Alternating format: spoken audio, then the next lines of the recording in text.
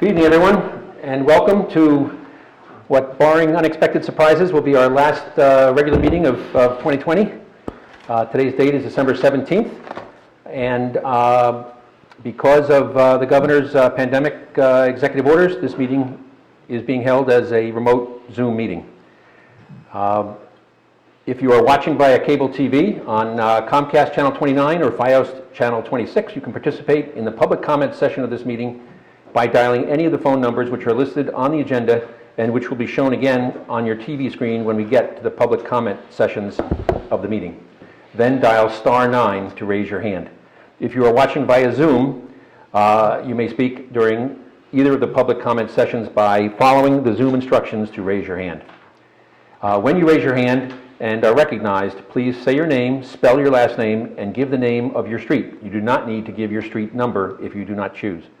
All public comments will be limited to 5 minutes, and rather than use any of your time answering questions, we will wait until you finish speaking before responding. We have 2 public comment sessions on tonight's agenda, and each member of the public will be limited to 1 comment of up to 5 minutes during each of the public comment periods. Written comments submitted to the Township Clerk before 3 p.m. today will be read during the public comment session. Written comments are subject to the same guidelines as the oral comments. Greg, has adequate notice been given to this meeting? Yes, adequate notice of this meeting of the Township Committee of the Township of Chatham was given as required by the Open Public Meetings Act as follows. Notice was given to both the Chatham Courier and the Morris County Daily Record on December 7th, 2020. Notice was posted on the bulletin board in the main hallway of the municipal building on December 7th, 2020, and notice was filed with the Township Clerk on December 7th, 2020. Thank you, Greg. And can we have a roll call, please? Mrs. Ewald? Here. Mrs. Fondaco? Here. Mrs. Schwartz? Here. Deputy Mayor Ness? Here. Mayor Kelly? Here. We have the full committee. Very good. Would you please join me in a flag salute, please? I pledge allegiance to the flag of the United States of America, And to the public for which one nation, under God, indivisible, with liberty and justice for all. for all.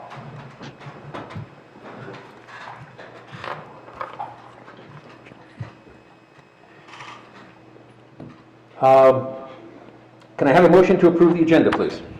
I actually have a question about the agenda, as I believe you know, regarding a couple of the resolutions. Specifically, the 3 resolutions creating new committees here at the final meeting of our tenure. Are we planning on acting on these 3 resolutions? The one pertaining to diversity, affordable housing, and committee on diversity. Are we planning on acting and creating these committees, or is this merely just a recommendation for discussion? No, they're on the agenda for a vote. And the thought process there is that while they won't be staffed and activated until next year, that this would help us get the word out. They're major topics of public concern, and by doing it here in December rather than waiting until January, we can start to get the word out and get people interested in considering whether they want to step forward and become a member of any of those advisory committees.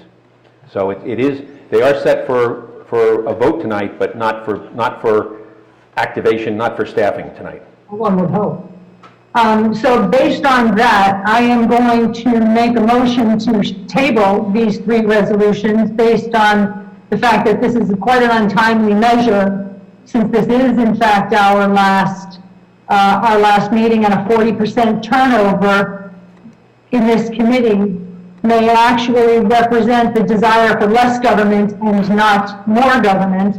And also, I just believe that it's kind of asking for some pretty hasty action on our part. When you talk about the various demands from the public, this is certainly, a formalization of something that I'm not entirely familiar with. So I don't have a lot of cause to believe that standing committees on these 3 items are necessary for the small town government that we have. So I am going to move that these three resolutions be tabled until the beginning of next year, when a 40% addition to this township committee can be addressed, or can address these resolutions, I should say.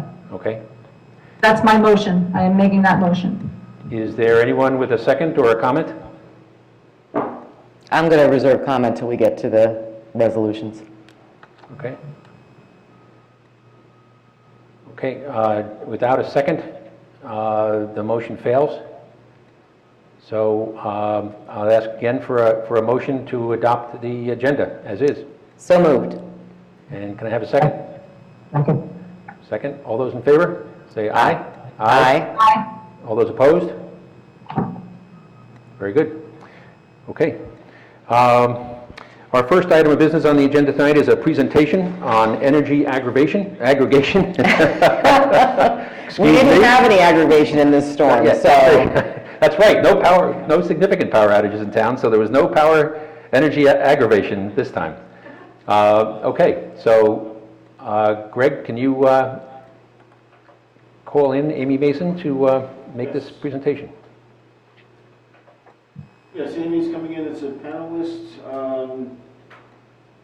Amy, if you want to activate your camera.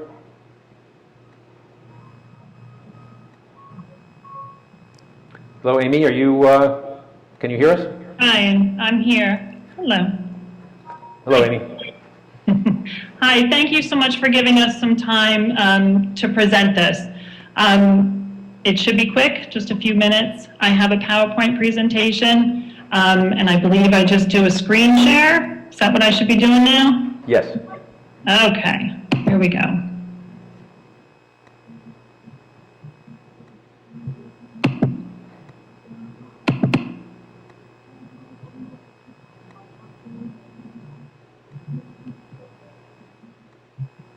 And it's not doing anything.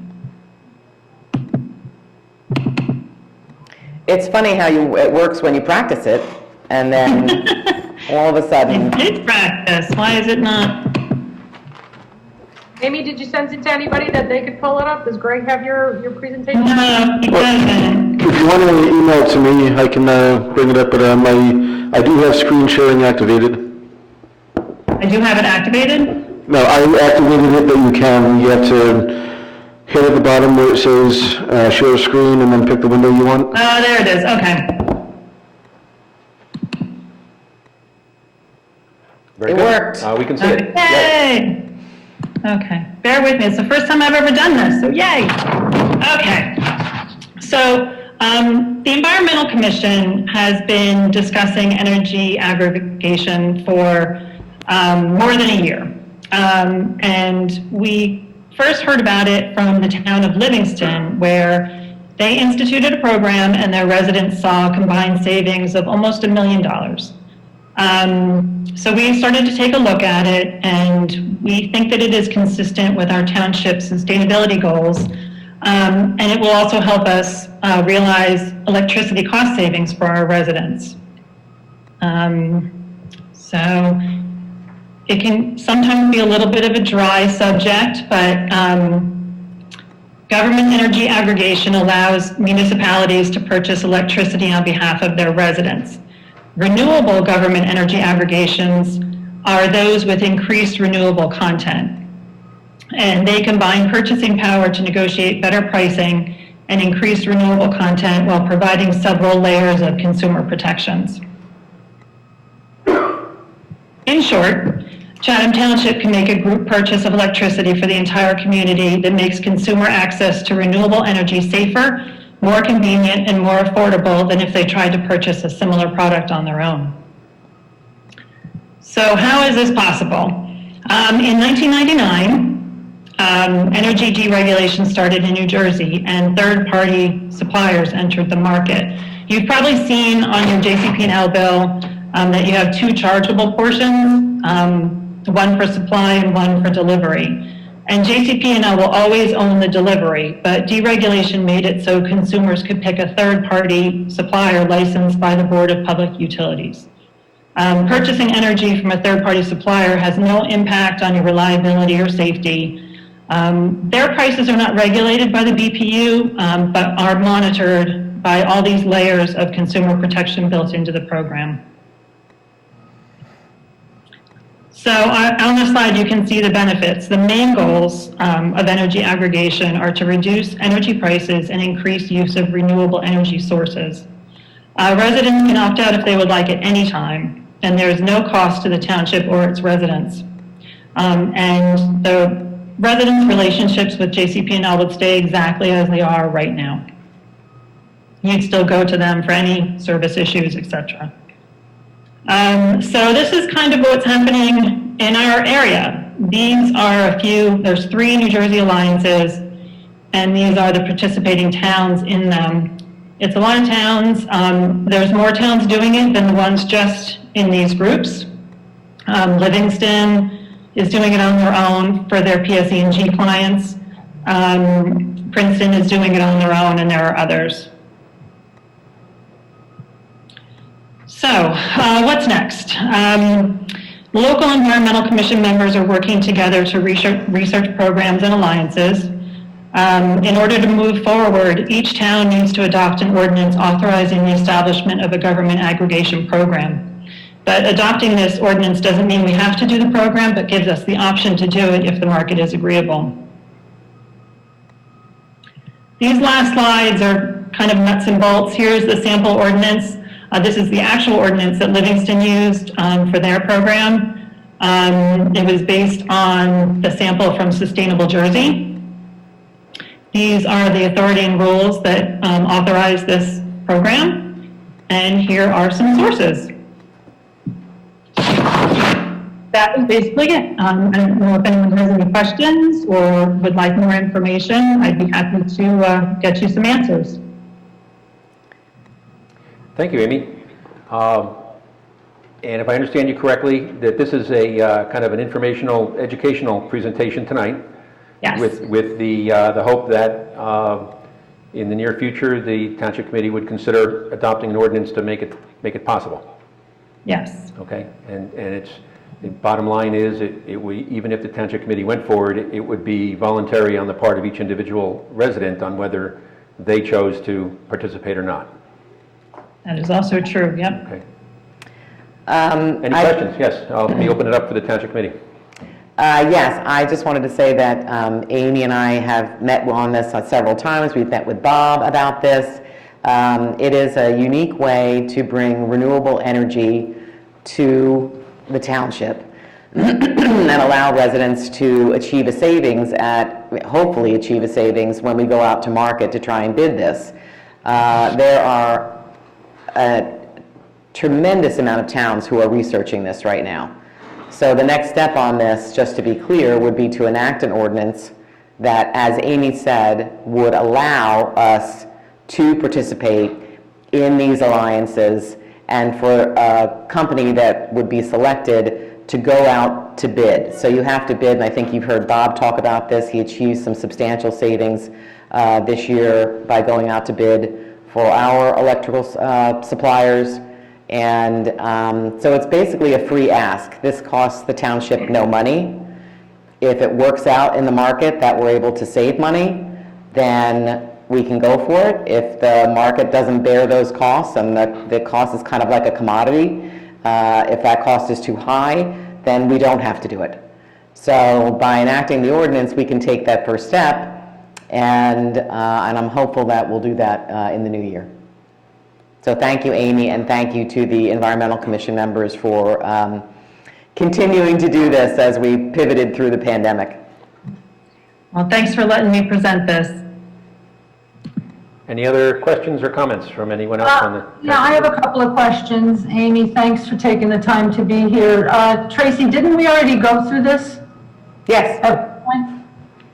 And what was the reason for not pursuing it at the time? Pandemic. Can I hop in there real quick? Sure you can. I went back and looked at a whole bunch of the emails, and the last communication that I had with someone from the township was February of 2020, and then kind of COVID hit.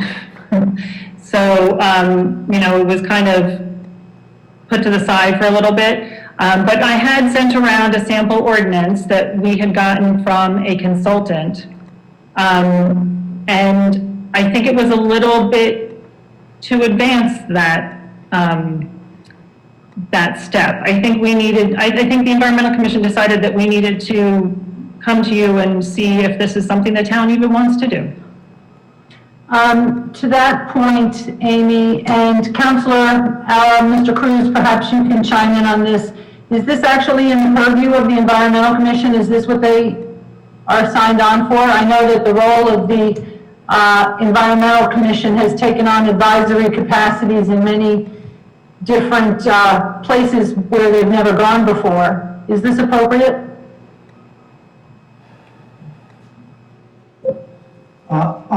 I do not sitting here remember what the charter of the Environmental Commission says in the ordinance book, but I can tell you from my experience in other municipalities that it is not unusual for the Environmental Commission to make this type of recommendation and look into energy aggregation programs. So again, I don't recall what the ordinance says, but it's not unusual for environmental commissions to make this type of presentation and this type of recommendation.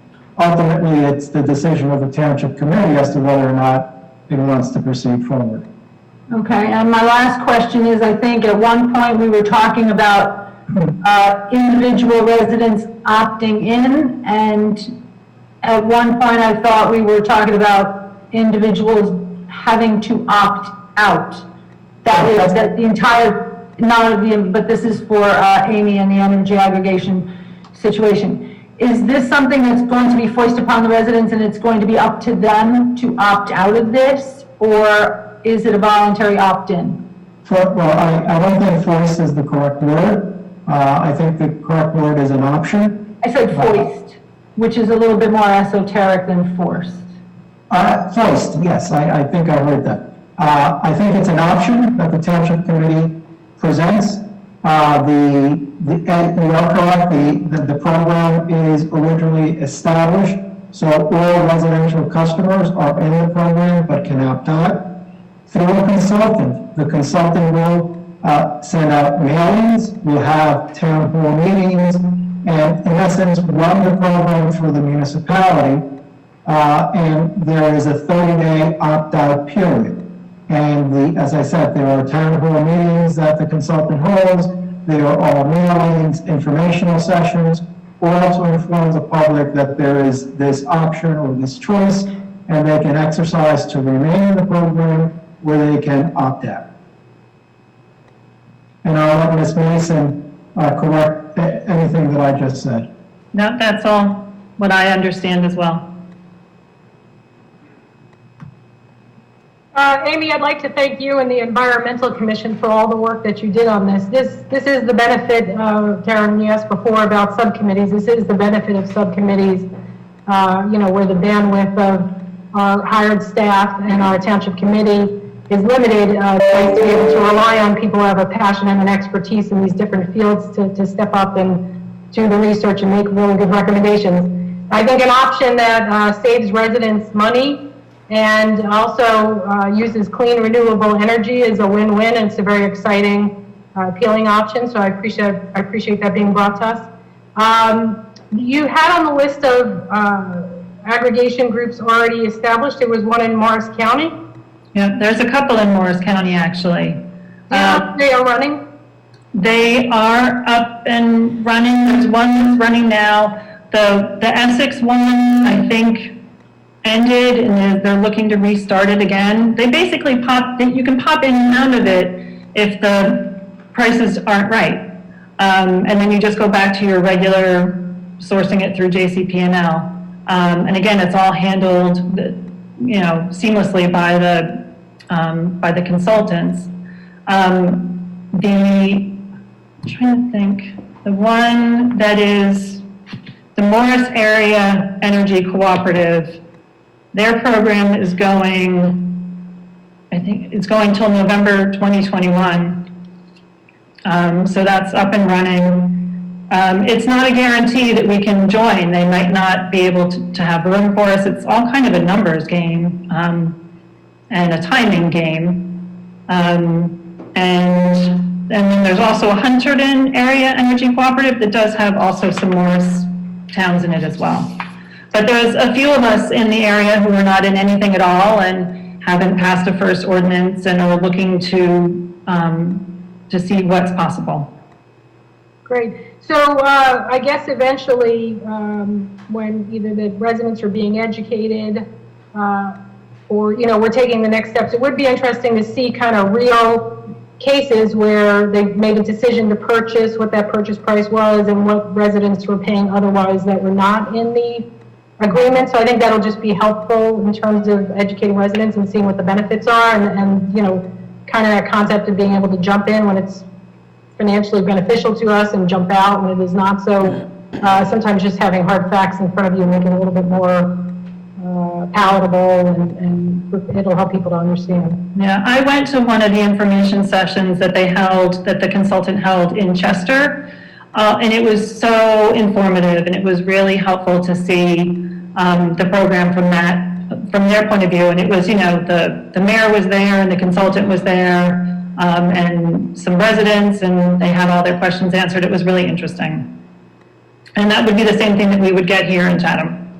Great, thank you. Thanks. Any other comments or questions?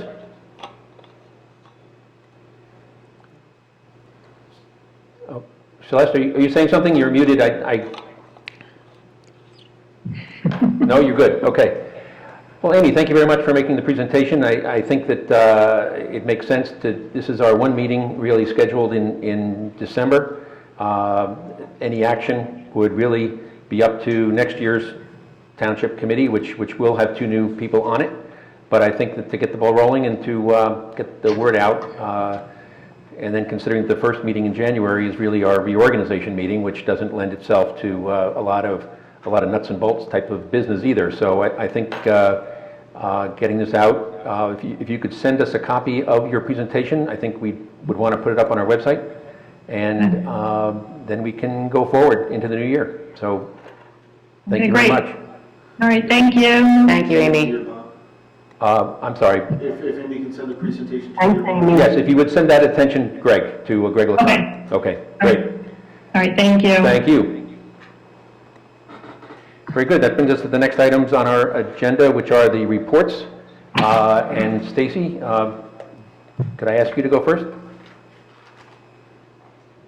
Sure. Well, it's been a busy month. Before I jump in, I just want to wish friends and family a very happy 7th night of Hanukkah. Although we can't be together to light the candles, I'm thinking of you and wishing you a wonderful holiday season. So lots of meetings this past month. Tri-Town Cares has met. Tri-Town Cares is the group that's trying to connect residents during the pandemic with mental health resources. And there's a lot of groups that connect with that organization. So one of the initiatives, Chatham Community Food Drive, Chatham Helping Hands, a lot of groups trying to help our residents who are suffering food insecurity at this time. There is a continued food drive that Chatham Community Food Drive runs. There is an Amazon wish list if anybody wants to purchase from that and send food the Chatham United Methodist Church is collecting. But also they're doing a program to help our local businesses where people can buy gift cards from local businesses, restaurants, and then contribute those to the food drive, and they'll be distributed to the families that are coming to the food drive. So it's a wonderful way to help our families that are particularly hard hit by this pandemic and to help our local businesses. The Municipal Alliance Committee of the Chathams and Madison Chatham Coalition have met this past month, a couple times actually. The hot topic, and there's a new update today, is New Jersey legislature working on marijuana legislation. And the Senate and the House of the New Jersey legislature passed the bill today, and we're waiting on Phil Murphy's signature, but establishing the regulatory framework for distribution of adult recreational use of marijuana in the state of New Jersey.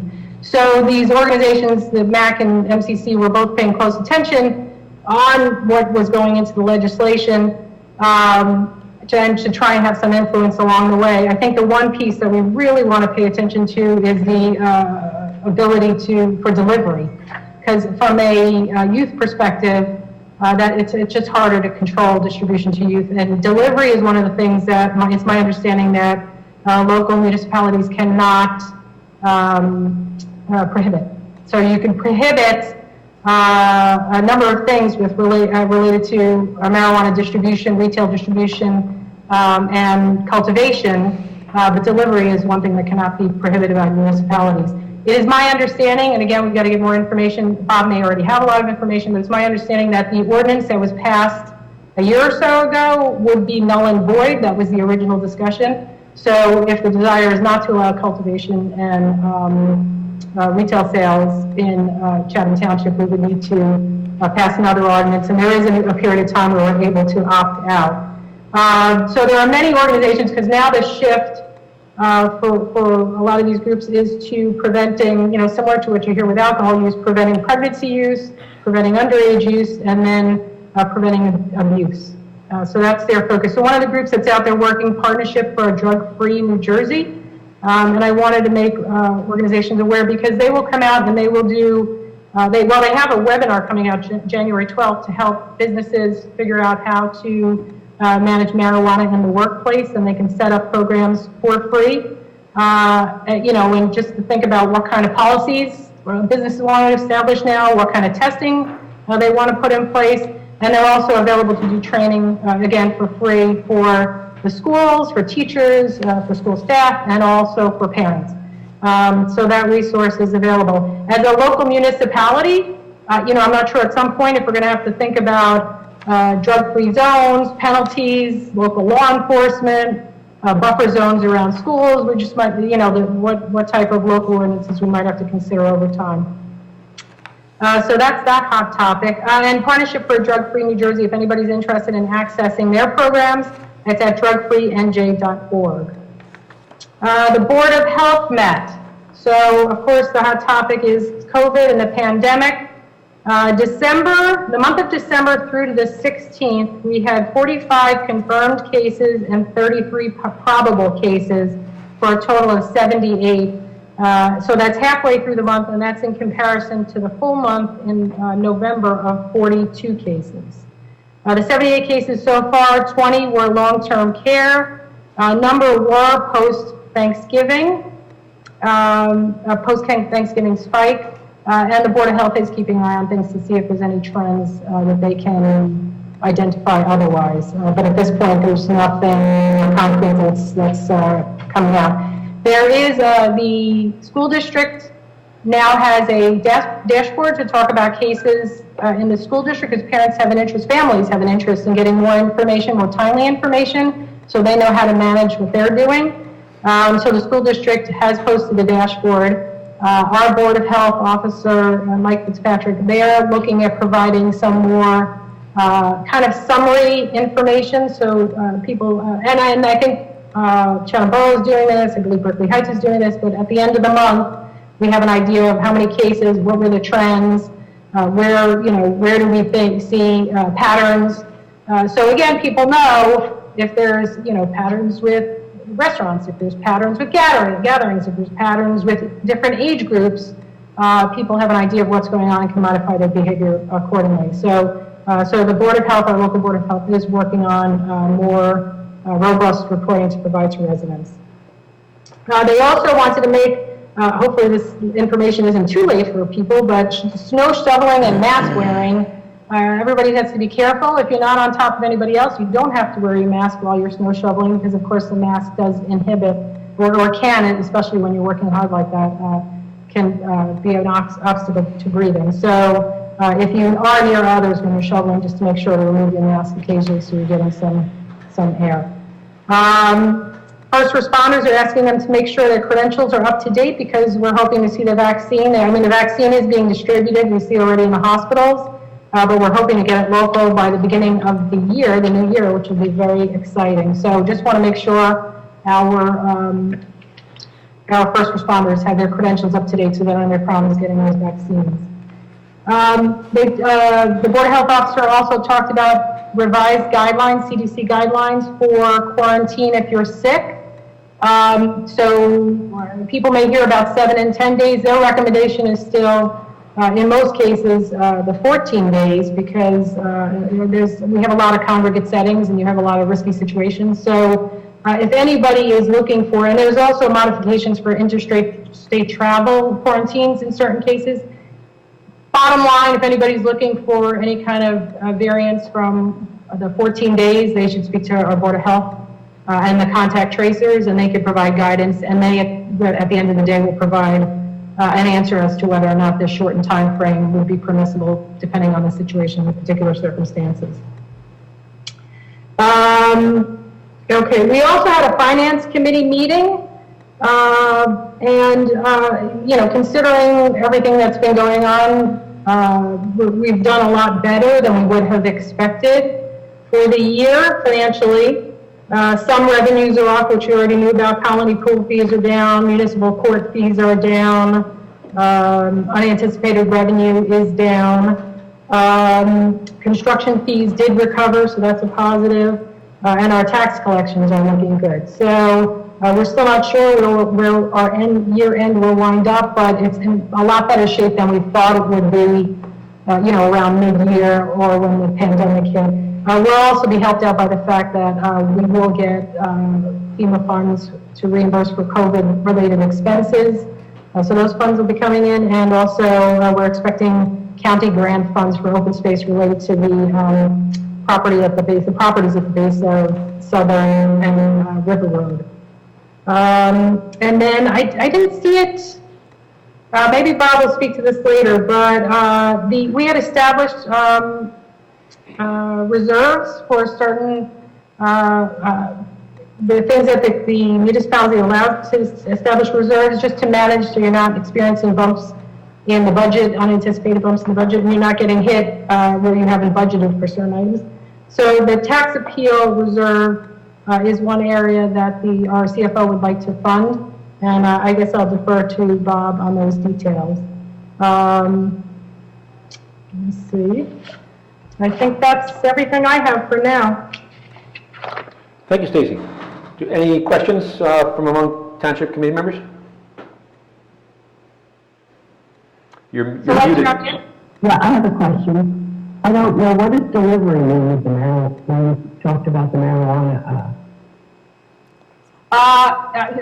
They had talked about having concerns with delivery. I thought it might be, you know, literally online purchasing, but I'm not sure of the specifics, but it's just in terms of, so as opposed to having to go to a retail facility, whether or not they would allow delivery from that facility to someone's home. Oh, okay. So I don't have the specifics. I just remember that was before the legislation passed, that was a big area of concern when it came to youth and use, you know, underage use of marijuana, was the delivery, that was just harder to control. Now, I know vaping has been a problem because you could buy things online that they might not otherwise get in the stores. So I think the same worries that would translate with marijuana and underage use, that you just couldn't control it as much with delivery. Yeah, thank you. That was helpful. Thanks. Thank you. If no other questions, Celeste, do you want to continue? Do you have any reports from your end? I was really busy, but I guess I wasn't as busy as Stacy because I don't have too much to report. I just have mostly from the Environmental Commission, and of course they have concerns about the impact that construction at Millie Pond would have on the environment, and that's one thing.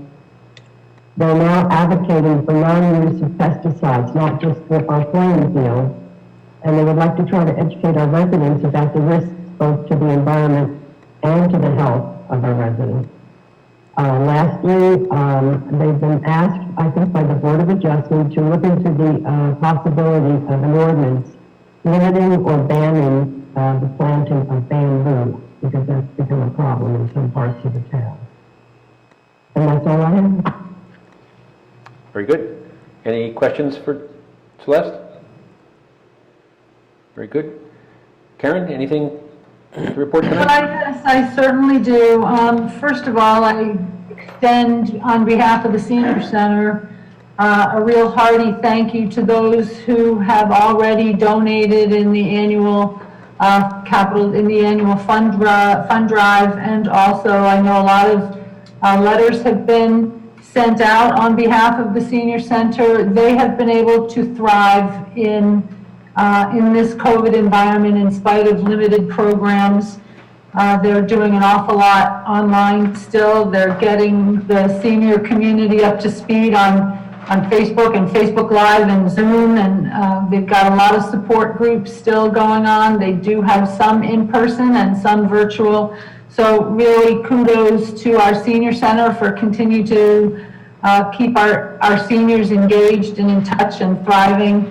If you have an opportunity and you have the means, of course, our Senior Center is always looking for contributions, especially at this time of year. And that goes for all of our various wonderful local causes and for our first responders, all of which are volunteers. So thanks to them for that. Speaking of volunteers, I have an announcement. Obviously, many of you have seen it, regarding the Chatham Township Volunteer Fire Department taking delivery of their rescue truck. Since I've been on Township Committee, we have been able to ensure that Township and Green Village residents have had nothing but the best in protection for their property and their homes and their lives because of advances in the equipment that they have received.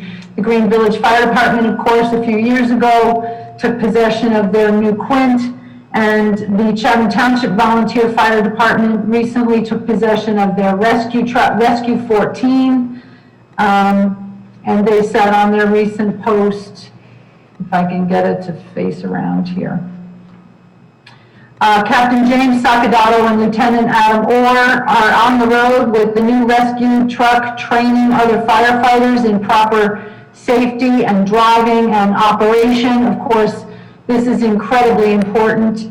The rescue vehicle is a specialized vehicle used in technical rescues, such as auto accidents. And if you see them driving around, please wave and honk. It is Rescue 14. So congratulations to them. I know that the fire companies in our town spend so much of their time in training and in not only training in firefighting techniques, but also in the advanced equipment. So we know that they're there for us, and we are eternally and abundantly grateful to the firefighters, both the Chatham Township Volunteer Fire Department, whom we congratulate on their new vehicle, and the Green Village Volunteer Fire Department. They are all outstanding volunteers in our community. We also received, as I know all of you know, but I'd like to point it out for the public record, a really nice acknowledgement of one of our Department of Public Works workers. We received a letter that Bob shared with us about a wonderful Department of Public Works fellow, Peter Mizaki. And I'm going to read the letter that Mr. Ross wrote, Mr. Jim Ross. On November 25th, I tripped and fell to the ground near the corner of Beach and Hampton Roads, and I realized I was severely hurt and unable to get up. When I looked around, I noticed a large yellow backhoe traveling on Hampton, and today I learned the driver's name. Mr. Mizaki immediately turned around, came to my assistance, and he realized that Mr. Ross was, in fact, substantially injured. He lifted Mr. Ross up and asked if he could help or call an ambulance, and somebody else in the neighborhood was kind enough to offer Mr. Ross a ride home. It was not just a slip and fall. There were broken bones, cuts, and bruises, and we're glad to know that Mr. Ross is all right, but we're also thrilled that he took the time to write and express his deep gratitude not only to Peter Mizaki, but also to the rest of our staff of professionals here in the township. He says, I'm not sure what would have happened if Peter wasn't there, as it took a pretty strong guy to get me up, plus I could tell he wasn't going anywhere until he knew that I was in good hands. So, Mr. Ross, thank you so much for passing that along. I don't call them the township's strongest for nothing. Our Department of Public Works does the heavy lifting around this community, and we are also grateful to them for their professionalism, their polite attitude, and their willingness to kick in and perhaps even go that extra mile, as Mr. Mazzocchi did. In this most recent storm event, our Department of Public Works was there on the job for 23 hours straight. We had folks coming in yesterday afternoon, and they stayed throughout the storm. They were up plowing, sanding, pre-treating the roads in advance of the precipitation, which I'm sure anybody who had been out and about noticed. It's a brining treatment that they put on our roads to stem the tide as it starts to begin. So that is what we have. I also did receive another unfortunate announcement from Chief Miller about another stolen vehicle in Chatham Township, and once again, he implores us all smart township residents to remember to lock your cars before you turn in for the night. So that's what I've got. Thank you so much. Thank you, Karen. Any questions? Mr. Mayor, if I may, I wanted to thank Committeewoman Schwartz for mentioning Peter, and I also wanted to let the Township Committee know that Peter never said a word. We found out about this from Mr. Ross, but he didn't say a word, and it's just, he's the strong silent type, and he really didn't want to say anything about it. He just thought that was, that was the right thing to do, but Just it's part of the regular course of business. But we found out about, 10 Very days good. later, so. Would like to point out that I'm wearing my favorite Chatham Township sportswear, my Department of Public Works honorary color fleece, which I like to wear when I really want to represent the township strongest. Thanks, guys. Very good. Tracy, your report for tonight? Yes, thank you. I wanted to give a big shout out to the DPW. The roads are in tremendous condition. I know that they spent, as Karen said, 23 hours out there, and just kudos to you guys. You always do a great job and make us all feel safe when we're out on the roads. The Joint Recreation Committee has been meeting along with the twists and turns of the pandemic and COVID guidance. We've met several times since we last had our committee meeting, most recently a week ago, to follow the NJSIAA guidelines, which we've been following for the return to sports or sports activities. It was up in the air with what winter sports was going to happen with them, and they have been put on hold through the first week of January. I believe that date is January 4th. And so we will continue to work through that and meet with all of our private club members, which we now have joining in our Joint Recreation Committee meetings so that we can get their feedback and input. And we hope to have some additional guidance. We will meet before then. If the guidance changes, we'll meet whenever that happens to see what the possibility is a return to sports for indoor winter sports. But right now they're on hold until the first week of January. We also heard from the basketball club and their interest with over 1,000 clubs participating in 1,000 kids participating in basketball, that they were desiring of having some additional courts. They were asking Chatham Borough, who in 2020 will be redoing 3 of their tennis courts, leaving the remaining courts with, a possibility for having some additional basketball courts. That was an ask. They know that our Shunpike court is well used and are very appreciative of that recreational opportunity, and asked us if we can possibly consider doing the same with our Nash basketball court as part of our walking the fields. When we're with an eye towards, planning and moving forward. I think we were all a little surprised at the condition of the Nash basketball field and the large lip around the edge, which I called an ankle breaker, because if you were going for something under the rim, wouldn't actually be a good idea to do that. So that was an ask from the members of the basketball club that we could consider redoing that basketball court because there is such demand and Shunpike Field is well used. So we can put that in the mix for 2020. And the joint court met, and it was a bittersweet meeting because Judge Troxel, after his long-term service and especially in moving into the shared services with the towns, which was a big move at the time. And he joined us in the meeting, and we all wished him well, and we thanked him for his service, his success in the shared services, which has now really served as a model for the state. Harding is part of our joint court, and Nick, what is this? Nick, what? I can't remember Nick's. Nick Platt, good Lord, sorry. Nick Platt is part of the statewide Joint Services Committee, and he was talking about it as being a model that's being held up as they go around and look to help consolidate for shared services.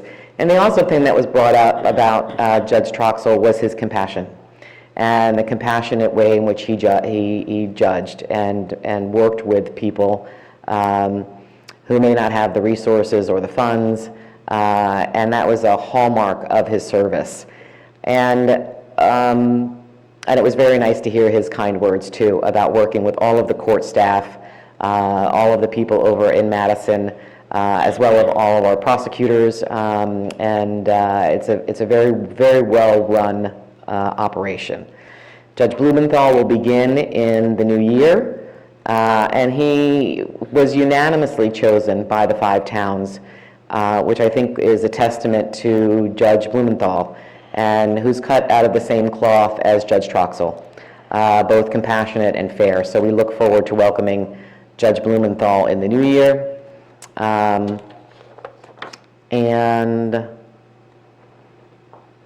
I think that's it for me for reports. Thank you, Tracy. Thank you. Any questions on that?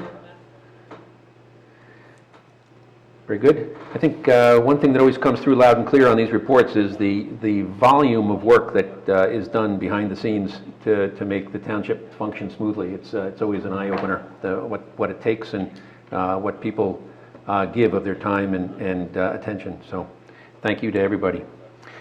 My report tonight is going to focus on the status of affordable housing as the township works toward meeting its final 62 units of the township's affordable housing obligation. This past Monday, December 14th, the township was in court remotely via Zoom for what was scheduled to be the final compliance hearing on our affordable housing plan. All of us had hoped that we would end the year with a ruling of final compliance from the court. The disappointing news is that we could not qualify for final compliance because we do not yet control our affordable housing site at 522 Southern Boulevard. The good news is that Superior Court Judge Michael Gauss issued a conditional final judgment of compliance. He extended the township's immunity from all builder's remedy lawsuits, and he approved the spending plan, which will allow the township to use money from our Affordable Housing Trust Fund rather than raise property taxes to pay for all of our affordable housing expenses. The even better news was that Judge Gauss stated that Chatham Township has fulfilled every other condition of its affordable housing agreement, and he noted that the affordable housing site at 522 Southern Boulevard is, quote, enthusiastically supported, end of quote, by the court's special master and by the Fair Share Housing Center. The Township Committee is in active negotiations with the owners of 522 Southern Boulevard, the Kronos Holdings LLC, and the Township continues its commitment to pay fair market value for that property. There have been no other new developments on the lawsuit filed by Kronos Holdings objecting to the Township's plan to acquire their property. Meanwhile, we are ending 2020 with progress on a long list of other affordable housing issues. The Dixie-Dale property on Hillside Avenue has been sold, not to Sterling Sun Homes, the original contract purchaser, but to Toll Brothers. Toll Brothers has told the township that they plan to build the same 53 townhouse development that was approved for Sterling Sun by our planning board. Sterling Sun remains responsible to build the 24 units of affordable housing known as Arbor Green, located at our skate park site. and Sterling Sun has agreed to post a $6.2 million performance bond to assure completion of Arbor Green.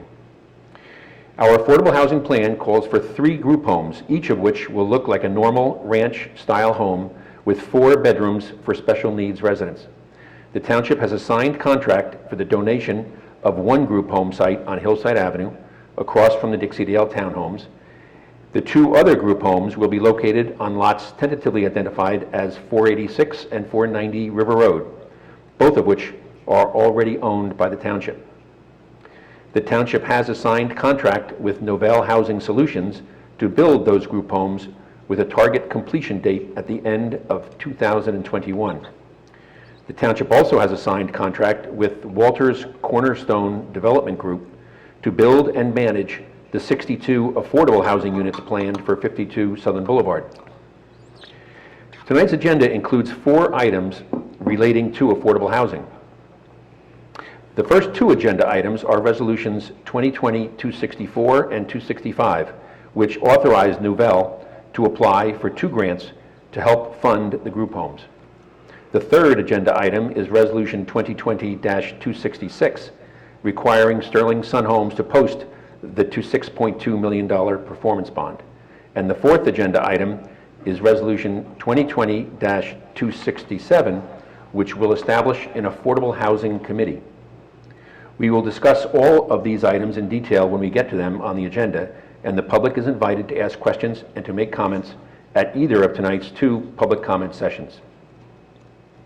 That concludes this year-end update on our affordable housing status, and I want to thank our professional staff and my fellow township committee members for their hard work toward meeting our affordable housing obligation. Greg, do you have anything to report? Yes. Thank you, Mr. Mayor. Just a quick update. Our last series of meetings, I had updates on the election process. And our last meeting, even though it was after the election, it was still in the midst of the counting process. That process was completed mid to late November. And I would like to report that Ashley Felice and Mark Hamilton have both been certified as the winners of the election for Township Committee. And they will be sworn in January to begin their terms. And I would also like to recognize Typhoon Selin, our former mayor, on having won the election for Freeholder. Thank you, Greg. Very good. Albert, anything? Oh, go ahead. Any questions for Greg? I muted myself for the first time in history. Greg, do we have any protocols in place for a swearing-in ceremony for our incoming township committee members at the reorg? We're working on it. Normally that happens at the reorganization meeting. Since that will likely still be a virtual meeting, I was going to reach out to Ashley and Mark to arrange to meet with them in person sometime before the reorg, so that way they can, officially be sworn in ahead of time, and then be ceremoniously, so we'll still have a ceremony at the reorg for ceremonial purposes, but I will work with Mark and Ashley individually to get them legally sworn in. Thank you. Very good. If there's no other questions of Greg, Albert, anything to report from on legal issues? No, Mr. Mayor. Very good. Thank you. Bob? John Rushby. John, are you back with us? I know he was dividing his time between us and the zoning board. John? I think he had said he expected to be tied up at the zoning board for this point of the meeting. Bob, if you have anything to report? Mr. Mayor, I always have something to report. I didn't word that right. You only have 5 minutes. Thank you. I'll have to speak really quickly.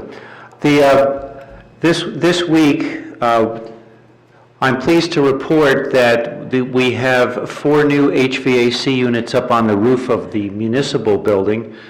This is part of, or all 4 of the units were funded with grant funding. One was fully funded, a $62,000 30-ton unit was fully funded through a grant that through the local government emergency fund grant, and I do want to thank the Township Committee for holding that special meeting on November 5th. That was a very tight turnaround time for this grant. The township was eligible for $107,457 worth of grant funding. All of the work had to be done by the end of the year. It was, as well as all of the supplies that were had to be purchased. And this was the documentation that we submitted on December 10th to prove that we've done what we said we would do. But if it wasn't for the Township Committee agreeing to have that meeting, we wouldn't have had the resolution to authorize us to move forward with this very quick grant application. So that's done. PSE&G is also done. The township was awarded a 70-30 grant. 70% of the funding for energy efficiency would be funded by PSE&G. 30% would be funded by the township. So all of that work is now complete. The value for the grant funding improvements during calendar year 2020 for the township, just for these energy efficiency projects, is $350,925.61. So we were able to leverage our contribution manyfold. So that's done, and we look forward to the savings coming to us in the future, starting in 2021.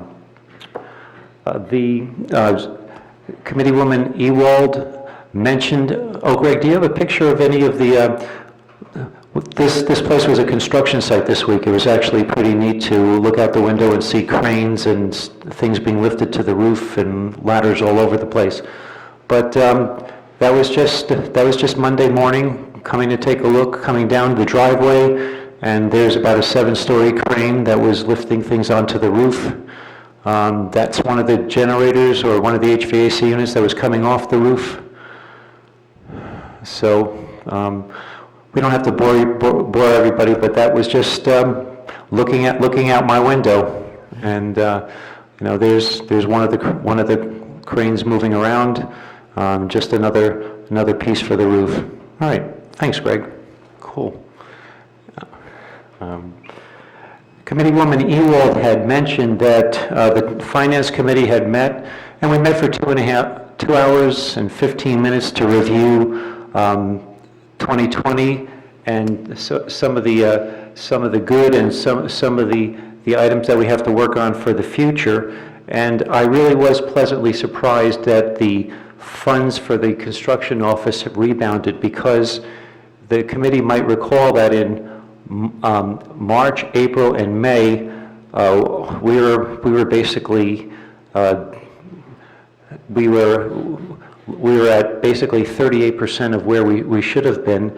And we'll talk about something else later, but we made the decision to increase the hours for our plumbing inspector. We increased his hours by 1/3 because we were looking and saying we have an opportunity to clean up a backlog of permits that hadn't been inspected, to do final inspections. But then we started to notice a trend, and we had time available so that he could go out and do inspections as people started to apply for permits to do work at home. So that was part of being fortunate and looking forward and seeing where we had an opportunity to provide better customer service. But Committeewoman Ewald mentioned that we were talking about tax appeals and settlement of tax appeals. On tonight's agenda, there's Resolution 2020-2058, which would settle a tax appeal that's been outstanding for 9 years. So as we sit here now, we have 30 tax appeals that go out multiple years. Perhaps we'll have 29 at the end of the night. But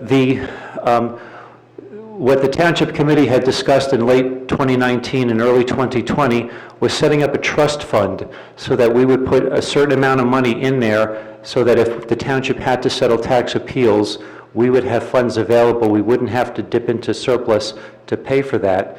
And the reason why we're recommending a trust fund is that after a tax appeals judge makes a decision, the township only has 60 days to fund the appeal. If if we can't negotiate credits or something like that. So what I would like to do is look back and take the 5-year average of what our settlements have been for tax appeals, and then put that amount of money, which is going to be somewhere in the probably the $50,000 to $75,000 range, into this trust fund, so that we would be able to have a reserve and not have to do some emergency appropriations if we can't negotiate a credit. So I just received our updated reports around 6 o'clock tonight. I'll do a 3 to 5 year analysis, send that out to the Township Committee, and then we can, I would ask the Township Committee to respond to me individually so we can decide if that's the best course of action.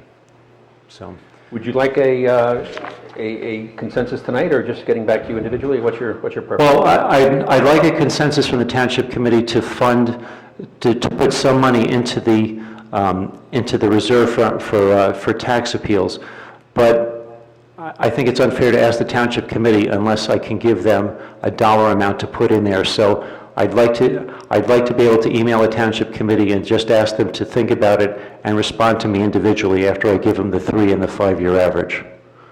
Very good. Okay, and then we would have that for the sign and dine meeting, and we can do whatever we need to do. So thank you. Okay. And Can then, I ask you a question about that? Sure. Is there any kind of prototype from other municipalities that do something similar to this? Are there guidelines or are there rules in place about how this is monitored or maintained? A trust fund of this sort?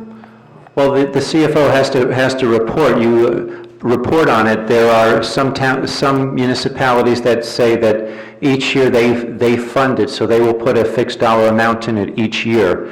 I'm not an advocate of that because tax appeals go in cycles.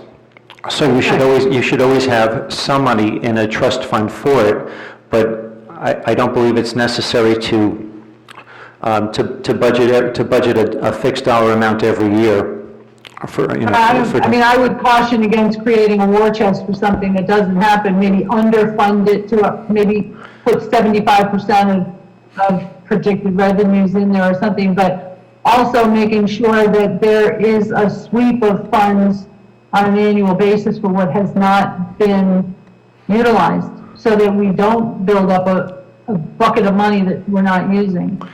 Well, there's always an analysis. We look at our tax appeals 4 times a year, or I do. I want to see what they are, how long they are, how many years are going out. So there's always going to be a need for money in the trust fund, but the commercial appeals cost more money, the residential appeals cost less, but we, as you said, we don't want to gouge people, but we want to be able to make sure that when the judge issues an order, we only have 60 days to make a refund. We need to have funds available to do that. So that's really the reason that we need to do this. Sure. Okay. I'm just curious about what happens when you have more money than you need, and whether that aggregates year over year till you end up with more money than you should have in a fund that... I've only been associated with municipalities that have not had enough money in that fund, and And I'm an optimist. all right. Two more issues, Mr. Mayor. I've spoken enough about the report, but I'd like to take time to thank Committeewoman Swartz for her service to the township. I want to thank her for her warmth and for her courtesy and for the confidence that she has shown in me over the past 2 years. I'll go out of character and I'll say, use Karen's first name and just say that she was the first person that I met when I came to the township. She greeted me for the first interview that I had here, and it was a great feeling. The headhunter was basically telling both of us that he had a deadline and we should stop talking, but it's been wonderful. Karen has been very helpful with the utility companies, making sure that things that the service was upgraded. Some of the work that she's done has been thankless and it's been difficult, but ultimately it's been beneficial. And Karen, I just want to wish you fair winds and a following sea as you set off on future endeavors. So thank you for all that you've done. Thank you very much, Bob. That's very kind of you. I would also like to say thanks for posting those pictures of the crane, putting up the new air conditioning. It's a much better sight than seeing a wrecking ball outside our municipal building. Thank you very much for your kind thought. You're welcome. And Mr. Mayor, I want to thank you for all that you've done for Chatham Township as well. It's been a pleasure to work with you over these past 2 years. The Township Committee and its professionals have had to evaluate difficult issues, and to paraphrase former committee member Ritter, they've had to choose the best of bad options. After these difficult discussions and the decisions by the Township Committee, you were the spokesperson who explained the decisions, though you were constrained by legal necessity. You've done this with grace and with dignity. You made sure that all who wanted to speak were heard. You've been a true servant of the public. And as you start the next set of adventures, may the road rise up to meet you, and may the wind always be at your back, particularly when you're bike riding, because it's very easy that way. And then I'd like to wish everybody a happy Hanukkah, a Merry Christmas, as well as a healthy and safe 2021. And we look forward to seeing people in person and not on Zoom. And that's my report. Thank you. Thank you, Bob, for your comments and for your report. Very good. Our next item on the agenda is our first hearing of citizens. Just to repeat, a 5-minute limit to comments. If you would like to be recognized, please dial *9 if you are watching via cable TV, and and after calling in on one of the phone numbers. And if you're on Zoom, follow the instructions to raise your hand. And why don't we, Greg, do we have anyone who sent in a written comment for this meeting? Yes, we do have one from Benjamin Leonard. Benjamin writes, Dear Mayor, my name is Benjamin. I am 6. Please save Noe Pond. I love it there. It is special. I am safe there even with the virus. From Benjamin Leonard. And Mr. Leonard is the one written comment that I have for this evening. Very good. Thank you, Benjamin.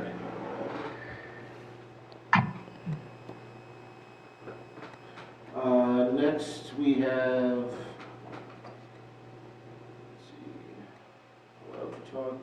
Sally Santa Fe. Sally? Hi, everyone. Hi, you have the floor, Sally. Wonderful. It's Sally Simon Fay. I'm at 118 Westminster Road in the Township. I have lived in Chatham for 46 years. I graduated from the high school, and I've been a teacher at CHS for the past 24.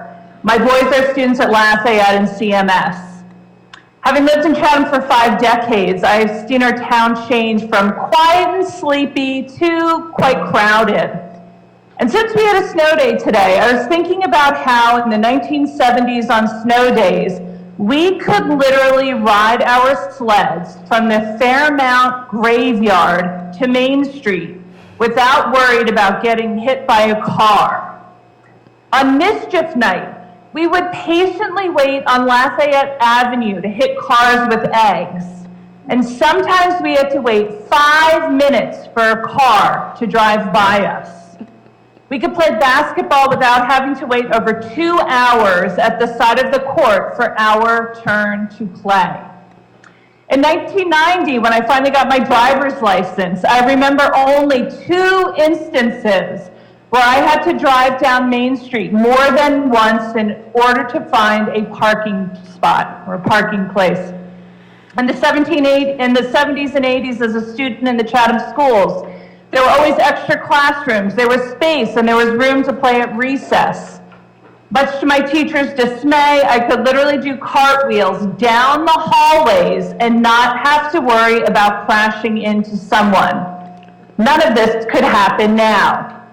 Now when I go to my son's school, I'm overwhelmed by the crowds of students. My 5th grade class at CMS only had 13 students. My son's class has almost double that. When I was a student at CHS, my biggest class had a whopping 14 students. Now, I started teaching at CHS in 1996, and we were a little bit crowded then. But now in 2020, I can't find a spare classroom during my breaks to work in. I literally go outside and sit in my car. The class sizes are large, the cafeteria and the library is overcrowded, and quite simply, we don't have enough space. And of course, I'm going to throw a little trivia out at you guys now. I wonder if you've ever heard of the infamous vortex at CHS. It's the intersection of the A wing and the B wing hallways. If you get stuck in it, it is literally worse than Times Square on New Year's Eve. The vortex exists because we have so many students we literally can't walk down the hallway. As a mom, a teacher, and a resident of Chatham, I can't help but notice that Chatham is bursting at the seams.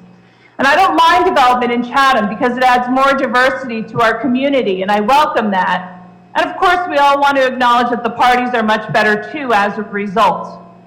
Most importantly, I support group homes, and I can't wait to meet some of my new neighbors. I want affordable housing in the 07928. I am just against any more large-scale, high-density development. Our roads, schools, and infrastructure just can't handle it. Please let me, the public, have a voice in the development of my community. Please be transparent with proposals from developers. I'm almost done. I am no longer mourning the loss of the gigantic salad bar at Charlie Brown's, because the purchase of that property has the potential to solve some of our problems. I support you, all of you, in your move to acquire the Charlie Brown property at 522 Southern Boulevard. And of course, I mirror what that wonderful 6-year-old just said. Please help us save Noe Pond. Thank you, everyone, and have a fabulous holiday. Merry Christmas, Mom. Thank you. Thanks, Sally.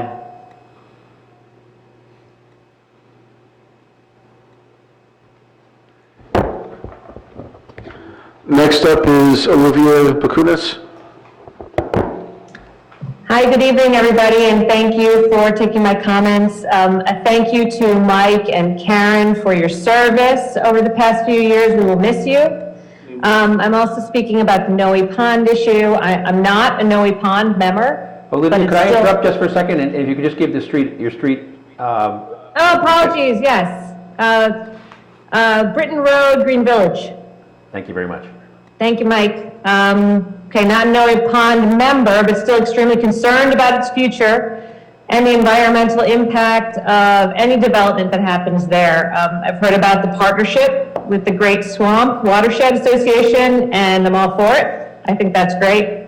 I think you're probably here tonight, but I'll just mention that many residents are opposed to any development at Noe, and there's, a group that we're willing to fight it. We're all standing together. Importantly, and I think everybody's aware of this, but there's a lack of open recreational opportunities for families that are reasonably priced. A colony pool is pretty much the only option. I would say in this forum that I would pay more in taxes to preserve the open spaces.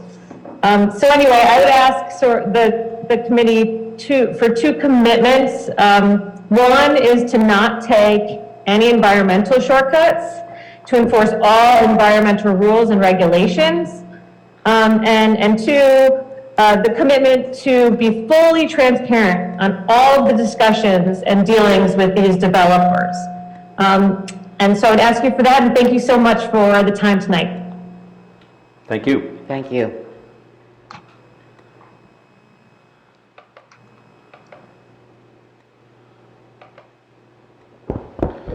And next up is the screen name Chatham PTO. If you could... Chatham's PTO, you have the floor. If you could identify yourself by name and street, please. Hi, this is Kim Bizantini. from Glenmere Drive in Chatham Township. Hi, thank you very much. I want to thank the committee members for their commitment and their pursuit of the Charlie Brown site. And I would also like to say that I was very disappointed last time around with how there were some non-transparent dealings for the Dixie Dale project, and I really implore and hope that the committee will be more transparent and completely transparent in their dealings with the Silverman Group or any future large-scale developers. I think that is of utmost importance to improve that going forward. I also want to say that I'm very excited about the partnership with the Great Swamp, and I firmly stand behind those efforts to preserve Noe Pond for its historical importance and for the environmental concerns for our community. I think it's very important that we preserve open space and that we limit the development to what is just needed to meet our affordable housing commitments. So again, I thank you for your service, and I look forward to your commitment to doing what's best for Chatham. Thank you. Thank you.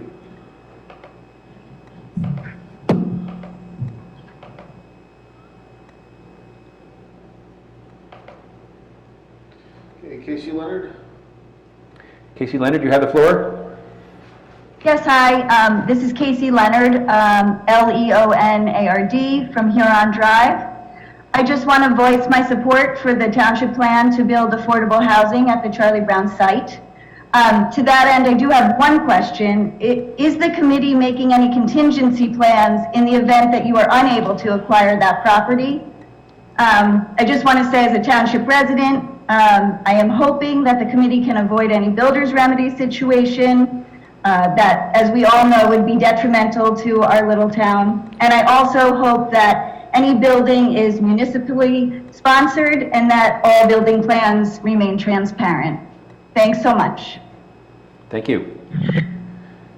In response to the question about contingency plans, we have submitted our affordable housing plan to the courts for approval, and it specifies 522 Southern Boulevard as our designated affordable housing site, and that plan has been approved by the courts, I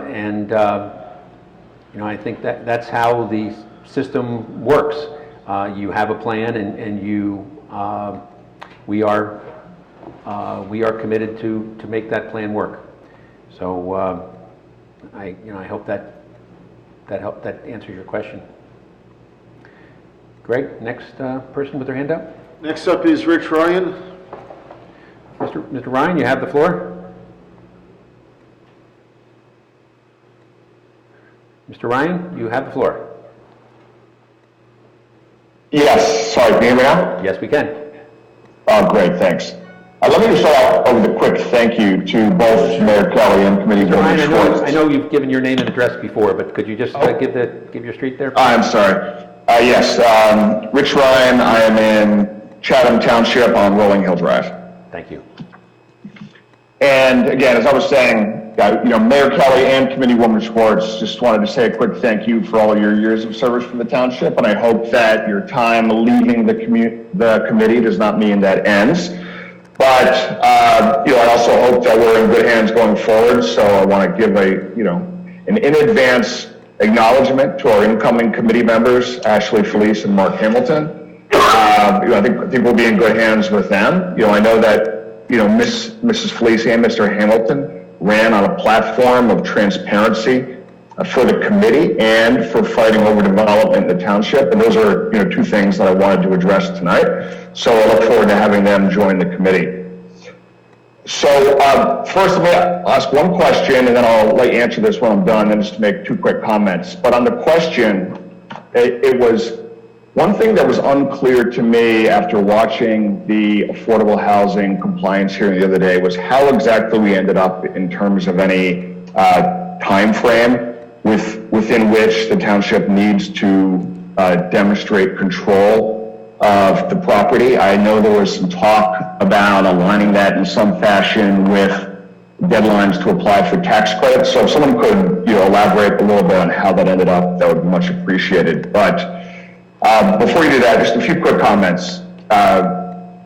First, thanks to everyone that was involved in preparing the township's affordable housing reports for the compliance meeting, as the special master was certainly very complimentary of the thoroughness in the quality of those reports. But, I think that clearly the most important part of the work, still remains ahead of us. And, I urge the committee to continue to proceed with the current plans to acquire the site at 522 Southern Boulevard. And, I fully support the township doing its part to provide affordable housing, in what I would call a responsible manner. And just personally, I think this site seems ideal. I would certainly prefer that the township reach a negotiated purchase price there with the current owners, but if need be, I do fully support, a condemnation approach in this case, if it comes to that. I just want to stress again, it's been said tonight already, but, I just urge you guys to all do whatever you need to do to make sure that the township does maintain its immunity from any builder's remedy lawsuits and not get ourselves backed into any more corners. That not only applies with finishing out the current round of affordable housing, but, also when we get to the 2025 round, which, I hope that planning is getting going on that now if it hasn't already. But I'm also optimistic that the development and the beginnings of an affordable housing committee might help with that.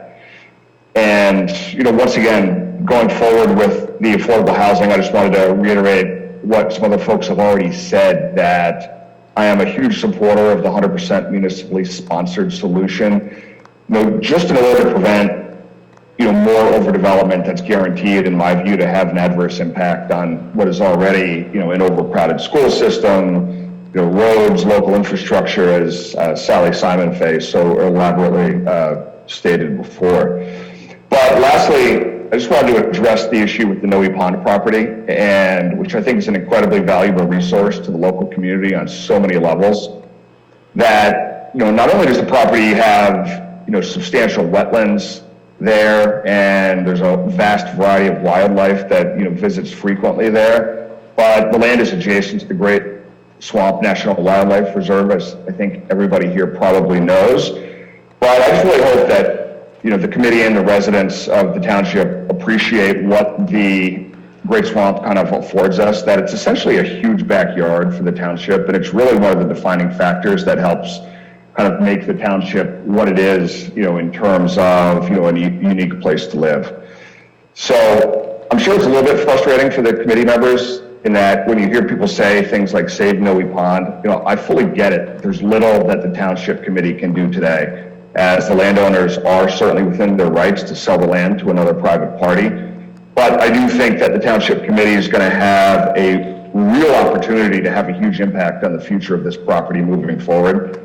First of all, as this, again, has already been stated, if and when any sort of proposal is brought to the committee, whether it's formally, informally, I really hope there's going to be, a huge degree of transparency with residents right from the start. Just, I know I'm not necessarily talking to the right audience here, but I don't want to see another Dixie Dale type situation where the public discourse really only happens after the fact.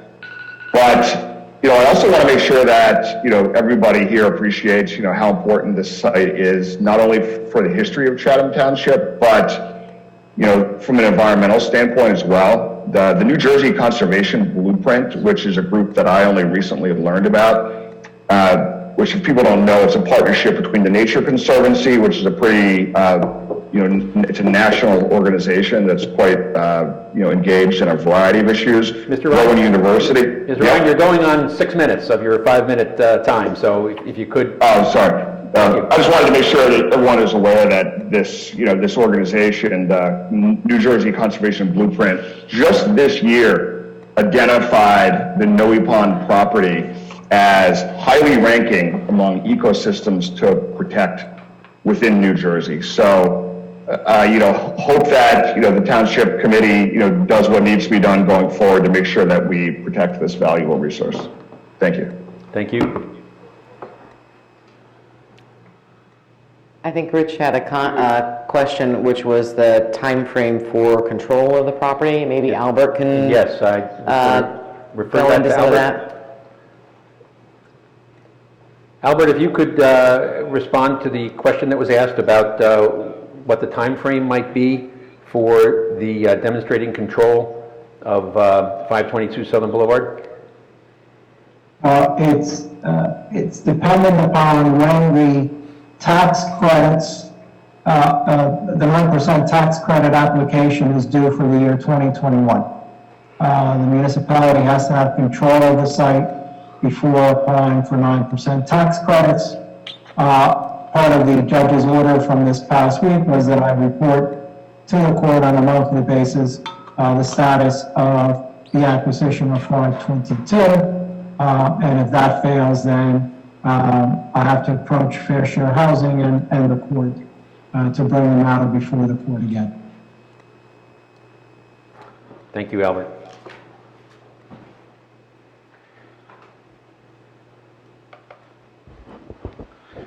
Next up is Bradley, I hope I don't mispronounce your last name, Bradley Huke? Yeah, that's Bradley Huke, H-U-K-E, at Gates Avenue. I would like to congratulate Chatham Township on Monday's court ruling of finding the township in compliance with affordable housing. That was a big step. I support the town's acquisition of the Charlie Brown's property for affordable housing. The location makes sense for the future tenants being within walking distance of the commercial center of the township, as do the other locations selected on Southern Boulevard. The present office buildings at 446 and the skate park location. However, I think that is enough development along Southern Boulevard. Any more development along Southern would add to the current high traffic volume, which is presently more than enough. Living right off Southern Boulevard, I experience this traffic every morning and every afternoon. Making a left-hand turn sometimes takes forever. As the Silverman Group is currently under contract to buy the new pond parcel, I would hope the town would limit the development and keep the current zoning requirements for either recreation or for one-family dwellings at a minimum of 60,000 square feet. And that any developments be made, any proposals be made to the public. As the mayor and some of the committee members have stated in response to my November 22nd email. So, in closing, I would just like to say that love the town the way it is. I understand we have to develop more, but we don't want to change the character of the town, and we like the open space here, particularly in reference to the Great Swamp. So, thank you for your attention and time. Thank you. Thank you, Mr. Hughes. Next up is Doug Gatlin. Hi, good evening. My name is Doug Gatlin. I live at 20 Country Club Drive in Chatham Township. Just like to say thank you very much for your time. Thank you, Mayor Kelly, so much for your service over the years. Very much appreciated. My family and I moved to Chatham almost 2 years ago and very much enjoy the town. We're coincidentally right around the corner from Noe Pond, which has played a big role in our time here so far. While I'm concerned about the future of Noe Pond, it's not necessarily just on that front. It's overdevelopment, really at its core. I just wanted to voice my support for the township's affordable housing plans at the Charlie Brown's property. And echo the sentiments of everyone before me. What our first speaker, Ms. Simon, said really said resonated with me, and I have two little kids that are going to grow up within the Chatham Township public school system, which is why we moved here. I don't want to send my kids to private school. I want them to enjoy the excellent school system we have. And my biggest concern with Noe is overdevelopment with the Silverman Group. So please keep up the good work that you're doing. Be transparent with the township and all the residents, and I look forward to working with you guys going forward to find the right solution. Thank you very much. Thank you.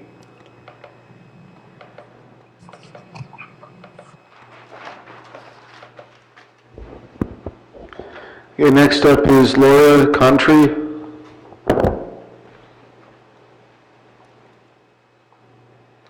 Ms. Contry, you have the floor.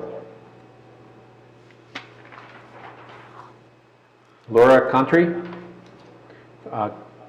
Can't hear you.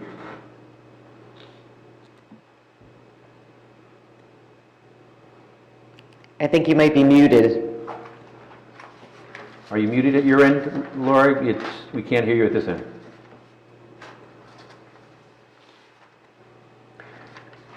Greg, why don't we go on to the next one and keep your eye out for Laura Contry if she raises her hand again, please. Okay, next up is Frances Orabona. Yes, hi, good evening. Can you hear me? Yes, we can.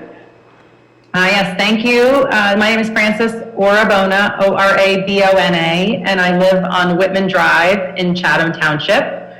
I'm going to echo a lot of sentiments that have been expressed tonight, so appreciate your listening again. And I want to thank the committee for your time on affordable housing. I know there are many issues to be discussed for the benefit of Chatham and its residents on all of these committee meetings, because I've been on several over the previous months, and I appreciate your consideration and efforts to support our community. On affordable housing, I will say I support our efforts to include affordable housing in our community. I think it's a benefit to all of us to have some level of affordable housing added to Chatham. I believe the effort to acquire the Charlie Brown site makes a lot of sense from a size and location perspective. I support the township pursuing 100% municipality-sponsored development like the one being pursued at the Charlie Brown site. Please continue to exert all efforts to acquire CB at 522 Southern Boulevard as quickly as possible, and I appreciate all the efforts to date. It's clear there are many financially motivated developers out there who hope to circumvent our efforts and build large-scale developments in communities like ours that may not be in the best interest of our community overall. The location of the CB site is ideally located, I believe, across from the shopping center. It does not disrupt any private property owners adjacent to the property. While I wouldn't necessarily advocate solely for condemnation, I do support it if necessary to satisfy our affordable housing mandate and preserve immunity from builder's remedy.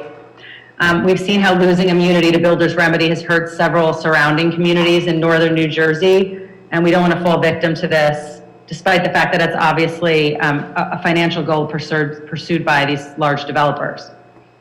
As it relates to Noe Pond, my family was new to Noe Pond this year. We actually moved to Chatham in 2019, and one of the reasons we moved here was because it offered beautiful outdoor space like the Great Swamp and Noe Pond. Without Noe, the only affordable outdoor summer property in the township is Colony Pool, as you know. And given the sheer size of Chatham Township, that alone is not really sufficient to meet the summer demand of our children and families alike. Plus, Noe Pond is a beautiful property surrounded by wetlands and indigenous wildlife. Developing it and converting it into housing is, I don't believe, really necessary, but it also seeks to destroy our history, as Sally Simon Fay so eloquently emphasized, as well as some of our precious outdoor space and environmental land.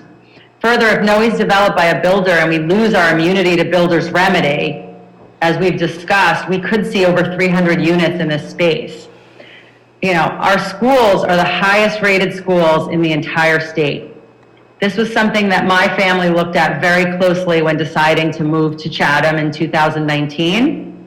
And, you know, we knew we were going to be paying higher taxes than many of the surrounding towns in northern New Jersey. And yet we chose to take on that expense because of how great the schools were. And we've seen that play out so strongly this year.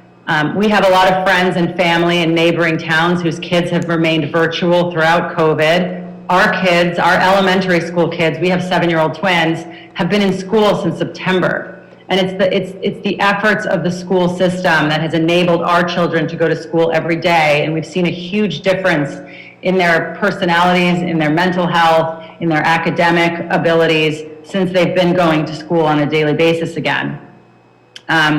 So I think if we start allowing large-scale developments like what Silverman might be proposing on the Noe Pond site, my fear is that our schools will be overrun, and we could see as much as a 25% increase in the number of students in the schools. And I fear that if the class sizes continue to increase, the quality of education may go down. And I actually think that's more important than preserving Noe Pond as a recreational site, which obviously I want to do as well. I think preserving our education system is more important, especially if we want to continue to retain and attract people to Chatham.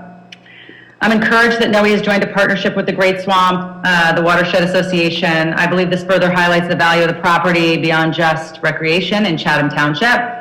I also understand that this committee does not have decision-making authority on Noe today, so I appreciate you hearing all of us complain about how we don't want to lose Noe, when you may not have actionable steps that you can take immediately. That said, I would kindly ask the committee to please consider the community before making decisions on development for the Noe Pond property or any recreational property in Chatham. We're against any development there, and we will fight it any way we can. We're open to other financial arrangements to preserve Noe Pond as a recreational, environmentally protected site. And finally, I would go out on a limb to say that my family would be willing to pay slightly higher taxes to have the township invest in preserving open spaces like Noe Pond. That's it from me. Well, thank you very much. Thank you.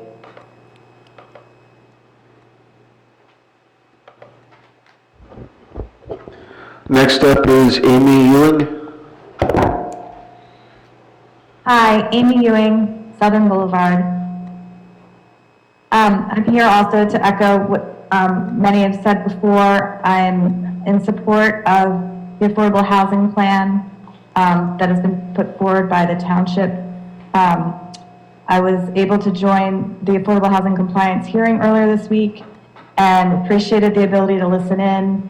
And I hope that the committee will continue to be transparent with the township residents on all the affordable housing plans going forward.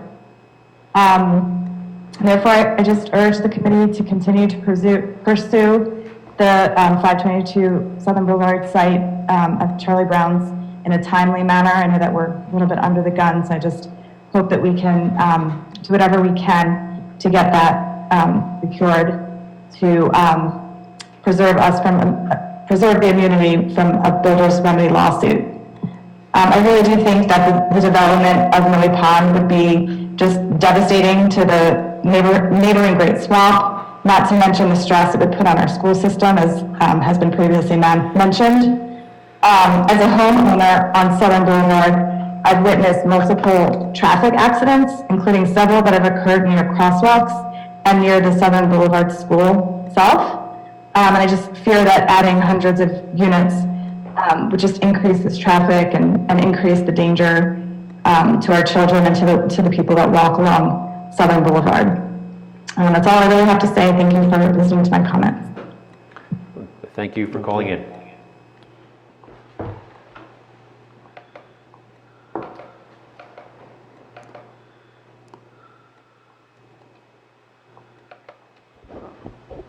Next up is Stacy Wilson. Hi everyone, it's Stacy Wilson on Woodmont Drive in Chatham Township. Can you hear me? Yes, we can. Very good. You have the floor. Thanks so much. Obviously, I'm following several very eloquent neighbors of mine who've expressed their feelings on this topic, but I really love the opportunity to just add my voice tonight.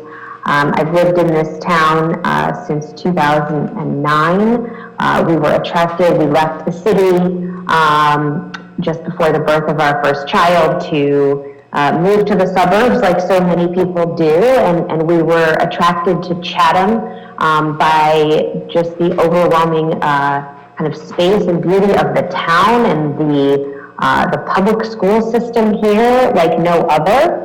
And I will tell you, I actually grew up, my grandmother was a founding member of Noe Pond, and as a kid I did not grow up in Chatham, but I have many very fond memories of visiting that space, and I just know that it's something very special about Chatham. And so I'm really, today I want to say a couple things. Number one, I support the acquisition of the Charlie Brown site at 522 Southern Boulevard via eminent domain and for the municipally sponsored affordable housing needs.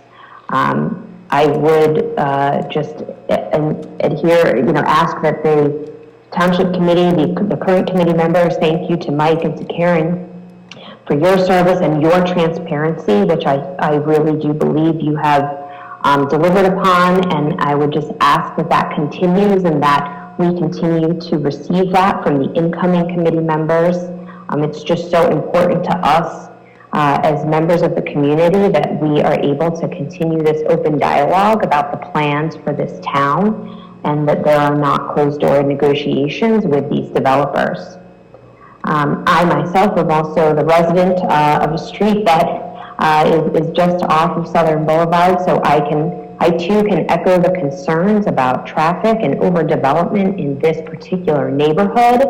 And I am really excited to hear the news about the Great Swamp Watershed protections that have joined with Noe Pond Committee to Save Noe Pond, because that land really, it is sensitive and it is very special and unique to this town. So I want to, again, just thank you for all of the work that you all as the committee members have done. I know that there are many steps involved in this affordable housing process, but your continued transparency and commitment to securing what really matters in this town, which is our school systems and the open space for our residents, is what makes this town special. And so I just appreciate if you could continue your commitment to that and help ensure that for our children. Thank you. Thank you.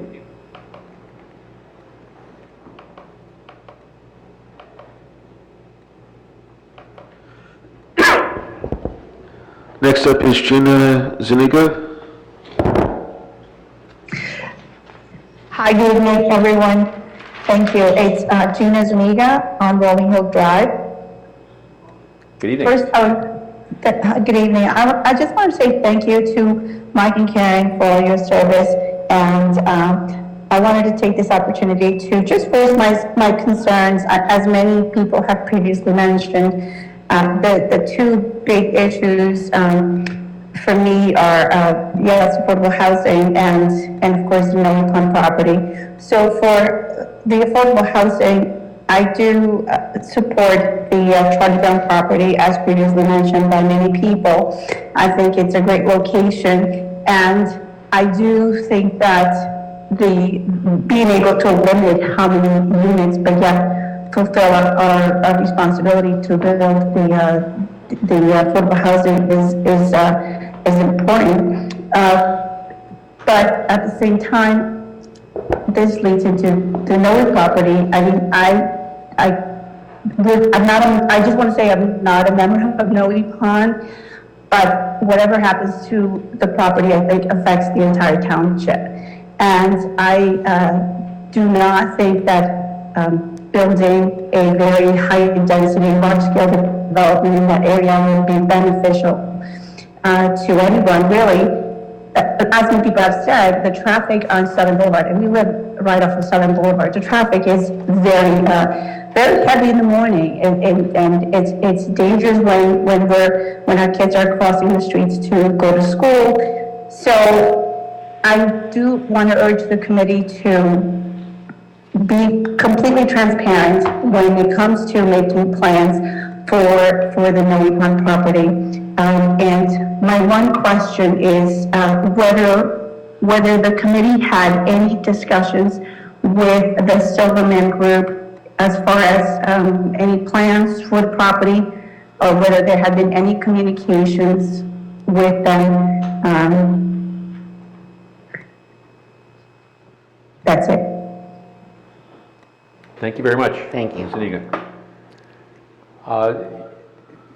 The Silverman Group has reached out to the township, and our public response, as we've said it on at these previous township committee meetings, is that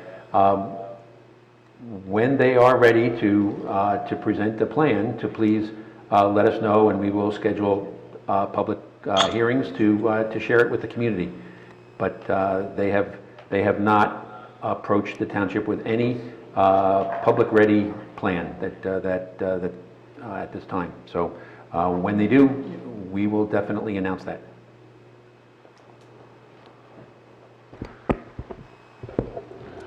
Stephen Ross? Hi, can you hear me? Yes. Hi, this is Susan Ross at 14 Hall Road in Chatham. My last name is R-O-S-S. I'm calling in as a knowing member and a parent of 2 children in the Chatham schools, and also as a concerned citizen. I am, as others have said, in support of the affordable housing, but urge the committee to pursue the acquisition of the Charlie Brown site. My concern is that if the Charlie Brown site acquisition falls through, that other open spaces, particularly like Noe Pond, would be overbuilt, and that would add more head count to our already crowded schools and threaten the ecosystem of the Great Swamp. I think if this pandemic has really taught us anything, it's that open spaces, especially those in your back door or in your backyard, are very important to mental and physical health, and I think that it would be a very big detriment to this town to lose such a special space. And as others have mentioned, I think many of us in the township would be willing to pay higher taxes in order that the committee could maintain these open spaces for all of us. My other just point would be that, I urge transparency in all dealings that the committee has with developers going forward, and I hope that the 2 new members will uphold their campaign promises to be transparent and not to overdevelop the town. So I'd just like to finally say thank you to Mike and Karen for all your time and work on the committee, and I wish you both well. Thank you. Merry Christmas. Well, thank you very much. Thank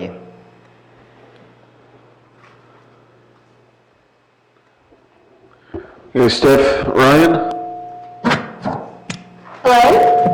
Hello. This is Stephanie Ryan. I live at 3 Southward Court.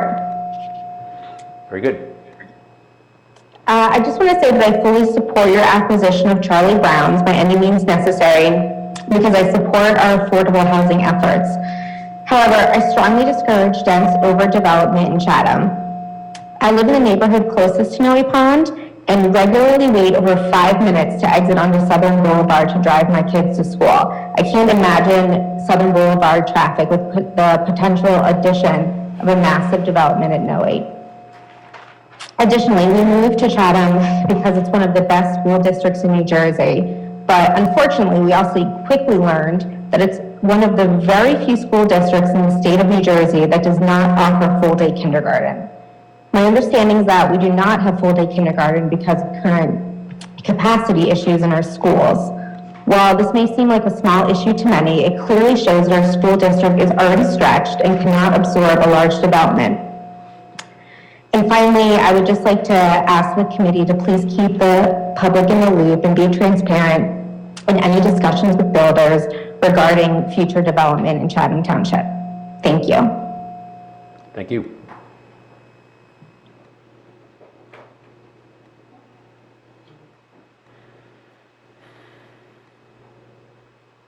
Mark Loeb? Mr. Loeb, you have the Mark floor. Loeb? I think you have to unmute yourself if we can't hear you yet. Can you hear me now? Yes. Very good. Hi, good evening, everyone. Thank you. Happy last night of Hanukkah to everyone. My name is Mark Loeb. I live in the 600 block of Fairmont Avenue in the township. I have to echo again what everyone has said so far. My husband and I moved to Chatham in May during the pandemic. And we have 3 children that are currently all in the school system here in Chatham. And when choosing to, uproot your family and move somewhere, you look at a lot of different things. And, the schools obviously were a really big factor for us to choose to move to Chatham here. We had the amazing opportunity when we moved here to join Noe Pond this summer. And our 3 kids thrived there. We have twins that are going to be 4 years old who go to Milton School in the preschool program, and we have a 10-year-old daughter who's attending Lafayette. We never thought that as we moved during a pandemic, like how crazy it was going to be. And being members of Noe Pond gave us a little sense of normalcy. To see my kids be in the outdoors, be in a situation where they felt safe and comfortable. So echoing what everyone says, I think it's really important as a new member of the Chatham community to really preserve what Chatham's all about. And, having the experience to be part of Noe Pond and being part of this community, I really want to see the open spaces stay in Chatham. I'm so happy to see that, the watershed of the Great Swamp has, joined partnerships with this. And I don't want to see all these open spaces go away. I'm all for affordable housing. I think it's necessary. I think it brings diversity to communities. But overdevelopment is going to be too much on our school system. So I want to urge the committee to, every time there's big dealings with development and realtors coming in to buy properties, be transparent with the community and tell us about it and listen to what the people want. So thank you everyone for your time. Thank you for your hard work. I'm proud to be a new member of the community, and I hope to see everyone in the new year and wish everyone a Merry Christmas. Thank you. You too. Thank you and welcome.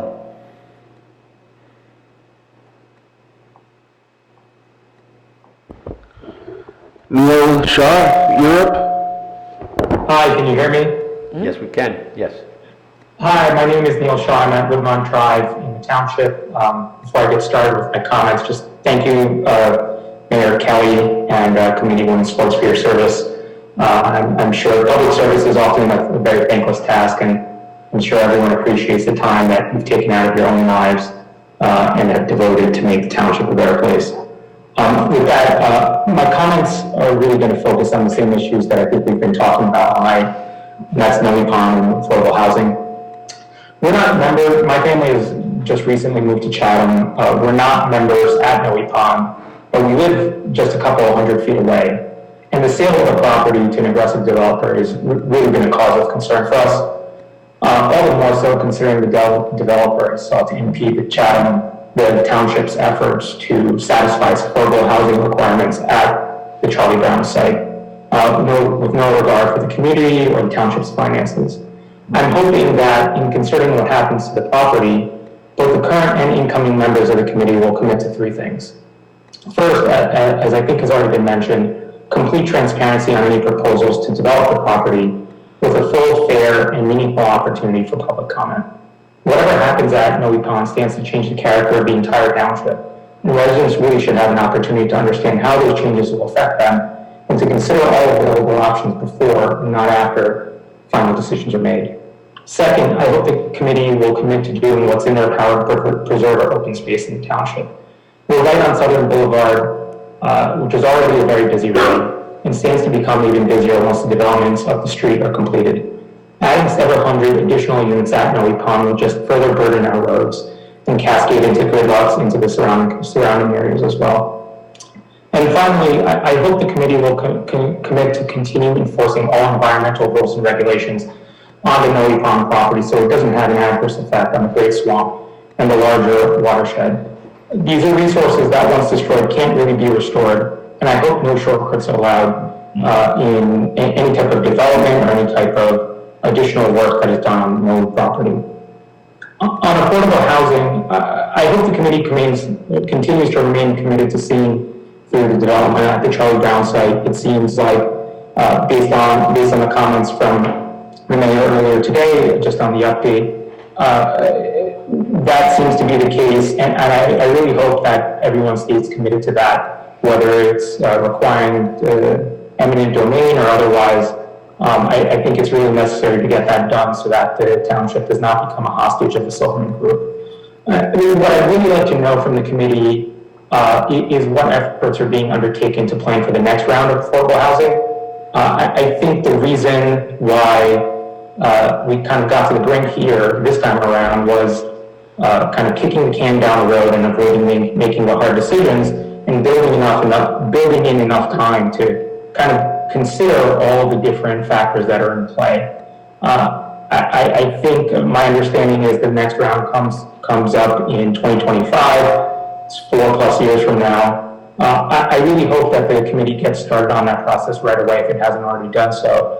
And that's everything from considering potential sites, even though they might not know the exact character and numbers required, looking at different financing issues, and really starting the process early on. And so we're not in 2025 or 2026 and 2027 being threatened with a builder's remedy lawsuit and kind of being in the same position that we were in last year.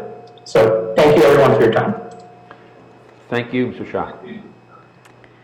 Tracy, you want me to respond to that thought of his about preparing for next round?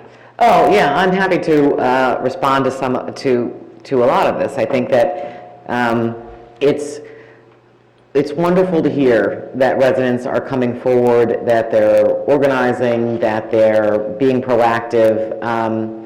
I think all of us recognize that it was very, very difficult to understand that a place like Noe Pond that has so much history, so much love built into it from its membership, and was being privately sold to developers. We certainly would have wished to have entered that conversation prior to that decision being made. And as I've stated at meetings in the past, that we do have examples of that where a family has left a different legacy and preserved their land through Morris County, through our open space, and we would have hoped that we would have had that opportunity. And I'm glad that people understand that there is, we can't just leap in and buy the property. That property is under contract with the developer. And we are looking forward to what they're going to present to the public, because we do want to change this process and have people be more involved in the beginning, in the decision-making, in the way that we move forward. And we certainly recognize it as an historical and environmental resource. With regards to our next round of affordable housing, we have on the committee agenda tonight, which was something that was suggested from the public early on as we were pivoting around trying to implement the affordable housing settlement, and as you pointed out, being behind the 8 ball on it. And part of that came out of these discussions was a desire for the community to have the ability to have more involvement in the future rounds of affordable housing. And to that end, on this agenda tonight is the Affordable Housing Committee. And I'm going to speak to that more fully when we get to the resolution, but that's exactly the intent, is to get residents engaged. It's a forward-looking committee. It's a future-looking committee. We certainly do want to be able to try to control our destiny as much as we can, and it is committees and the outreach and involvement that we can engender here from the municipality that's going to help us get there. Thank you. Greg, any more hands up? Yes, several. I think we need to, you want to move to the next round, or do you want to continue on? Because we have a long agenda. We do have a long agenda, and we certainly, I think that we need to allow anybody who wants to talk. Folks, if you can be avoid as much repetition as possible. We have been going for 2 hours, and we've got an agenda that looks like several hours more ahead of us here. So we certainly appreciate the support. I mean, it is, we welcome the comments, but if you can make them as brief and maybe even just saying ditto and let it go at that. But please, go ahead, Greg. Next person. Next up is Laura Contry. Hopefully we'll be able to hear you this time. If you could unmute and give your last name, spell your last name and give your street.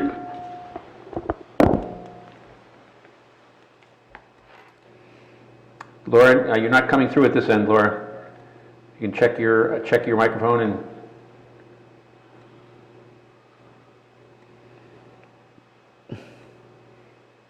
Still nothing at this end, Laura.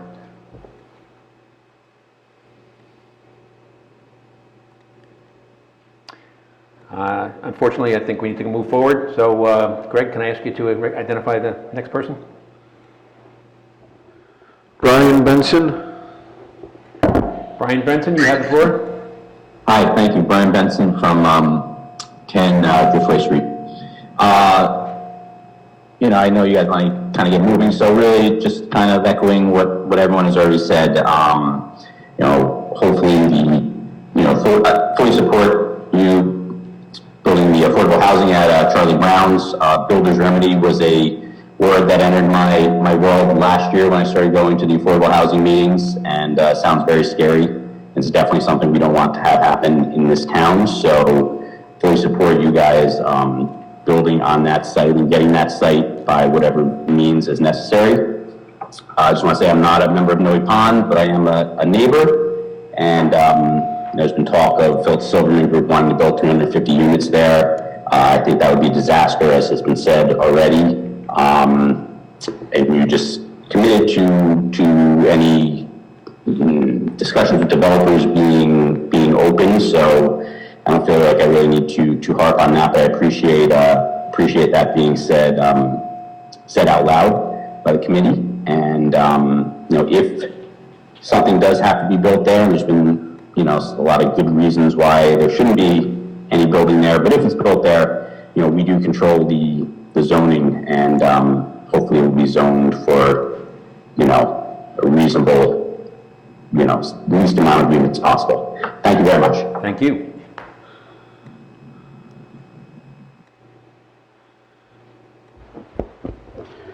Okay, phone number ending in 7778.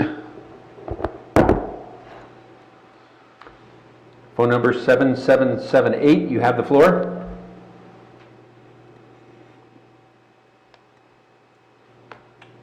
Can't hear you at this end. If you could unmute. Hi, this is Stuart Carr from 3 Crestwood Drive in Chatham Township. Hello. Yes, can you hear me now? Yes, we can. Terrific. Hi, good evening, everybody. First off, Committeewoman Schwartz and Committeeman / Mayor Kelly, thank you so much for your service over time, both as committee people and planning board people and who the heck knows what else people, but have done a superb job both in public service as public servants as well as private citizens. And again, differences of opinion with me, particularly Ms. Schwartz over time here and there, but always terrific, highly engaged conversation and positions, and I did sincerely appreciate it, I think, by lots of people, as people before me had said. So best of luck going forward. Hopefully we'll continue as you have been doing as private citizens, helping out everybody here in town. But again, terrific legacy and sincerely appreciated. Number 2 item, wanted to get a little bit of clarity from Attorney Cruz again, based on Mr. Ryan's question. I didn't quite get a timing sequence. I heard about tax credits and I heard about kind of a deadline, but there's kind of a triumvirate of the free market purchase, the eminent domain condemnation dimension, and the tax credits. Where does that all kind of come together? Deadline-wise versus Gauss? Is that like by July? Is that next week? What's the continuum? What kind of blind spots do we continue to have here? Or as long as we continue on in due time, we're in good shape? Is there a hard and fast deadline? What's our exposure at this point? That's one item if you could address in a moment.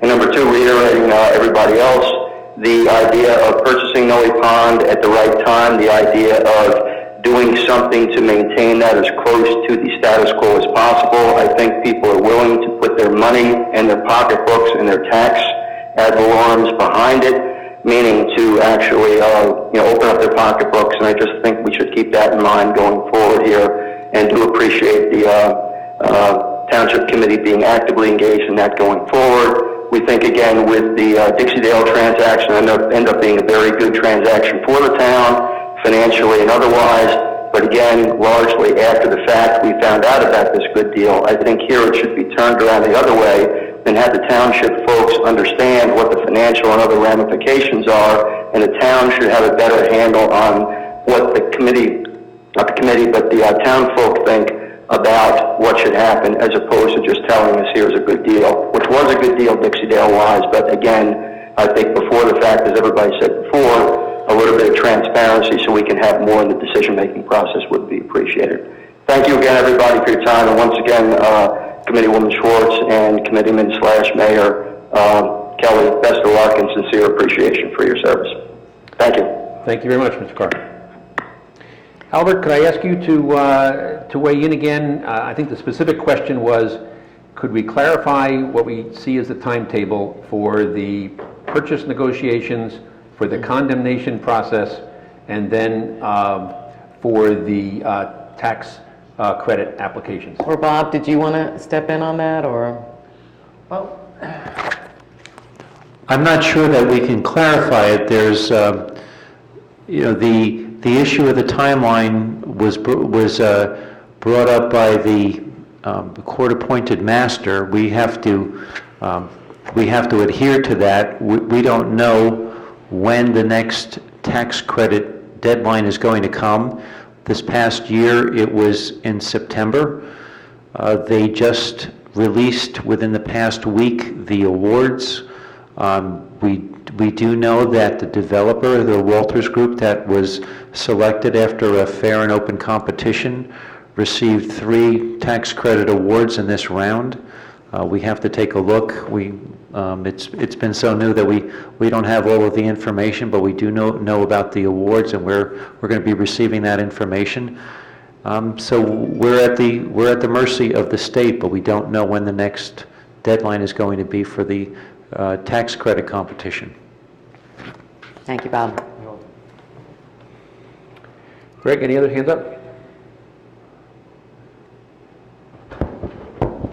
Jim Flanagan? Good evening. Good evening. Thank you to the members of the Township Committee. My name is Jim Flanagan. I'm in Tanglewood Lane, and I've been here for 27 years. And I've got a fairly, perhaps, unique scenario here in that I'm going to talk directly on the Noe Pond matter, and that in the 1970s, I was a lifeguard at Noe Pond. It was the first job I ever had. It was the best experience I ever had in getting involved in commercial work. And when my family and I moved back here to Chatham, we were members at Noe Pond, although we are no longer members. I consider myself to be friends with the Browers and the Barton family. Put that aside.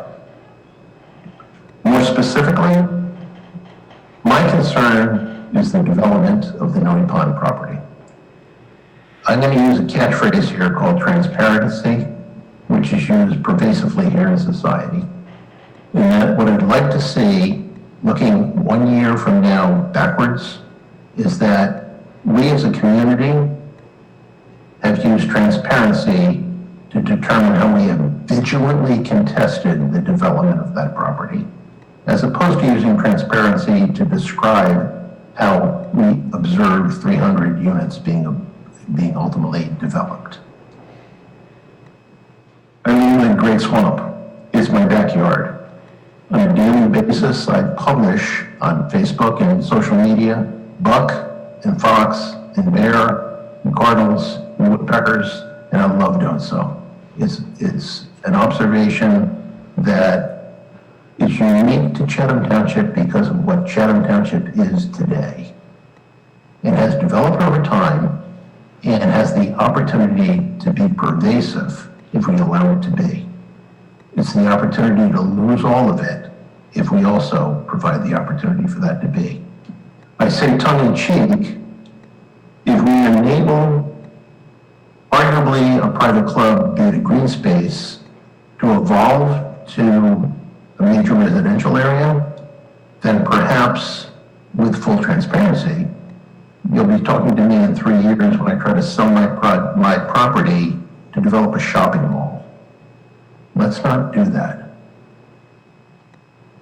Let's seize what we have, let's preserve what we have, and let's contest the overdevelopment of a private property green space into something that's the residential area that over-congests the community that we have today. I appreciate your time this evening. Thank you. Thank you.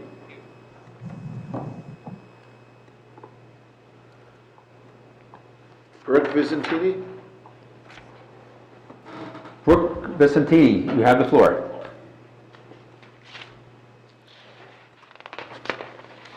You're muted, Brooke Vicentini. If you could unmute yourself, we can't hear you at this end. Hi, sorry about that. Sorry, hi, this is Brooke Vicentini. I am property owner at Manchester Court. I just wanted to reiterate what others also said. I fully support the affordable housing. I fully support the 100% municipally sponsored building plan, the acquisition of the Charlie Brown site. I'm not a member of Noe Pond, but my other concern is the environmental impact of developing that space. I think the preservation of green space should be a priority. I think that it is that it builds the character of the town, and once it's gone, we can't get it back. So I just beseech the Township Committee to just be adamant against any type of high density housing, and the impact on the environment and on the schools and the infrastructure in the town could be really detrimental to the future of the community. So thank you so much for your service, and have a good night. Thank you. Mike, we're at 9:45 now, so we may need to ask people to, with our second comment period, so that we can move into what is... No, we only have 3 more people. I'm not going to do that. We're going to listen to the people who are lined up to talk. We're going to ask them to be as brief as possible. They've heard a lot of people voice opinions, and if their opinion is identical to that, they can be assured that we've heard it. And certainly, however, we are here to hear their comments. So, so the faster we can get through this, the faster we can move on to a very lengthy agenda here. So, folks, if you could keep it as succinct as possible, and even rely on your previous speakers who have said the same thing that you will be saying, if that's the case, it would be much appreciated. Justin Boyd, you have the floor. Can you hear me? Yes. Okay, thanks. I'm a resident at 51 Meadowbrook Road in Chatham. I was served as a board member at Noe Pond for 7 years. I have 5 children in the Chatham school system, and I'm concerned about the overdevelopment of the Noe Pond property. In addition, when I served as a board member, we were concerned about disrupting the wetlands that Noe Pond property sits on, and I just urge you guys to really take into consideration the wetlands and what a big development would do to disturb the wetlands, and I think that's really important, and that's my main point tonight. Thanks so much. Thank you very much.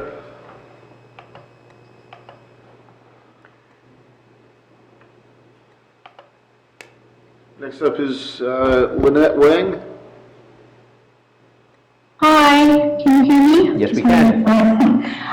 Thank you for listening to me. I live in Lynette Wang. I live in Runnymede Road.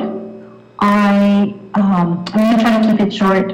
Edit down some of the things I want to say by saying I agree with a lot of the previous speakers, so I'm going to try to be faster. I do want to say one thing.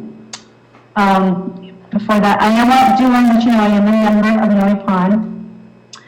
And so, but regardless if I'm a Noe Pond member or not, I wanted to say the land of Noe Pond is a truly beautiful piece of property.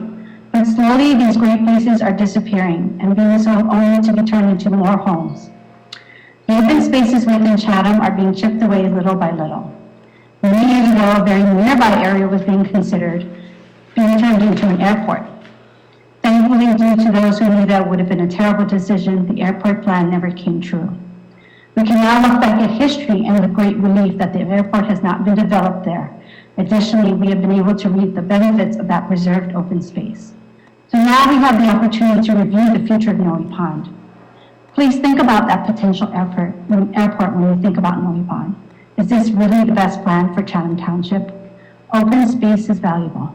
This pandemic has made us realize that this is critical to our well-being and has been in one place where people can go to be safe and children can be children and enjoy nature.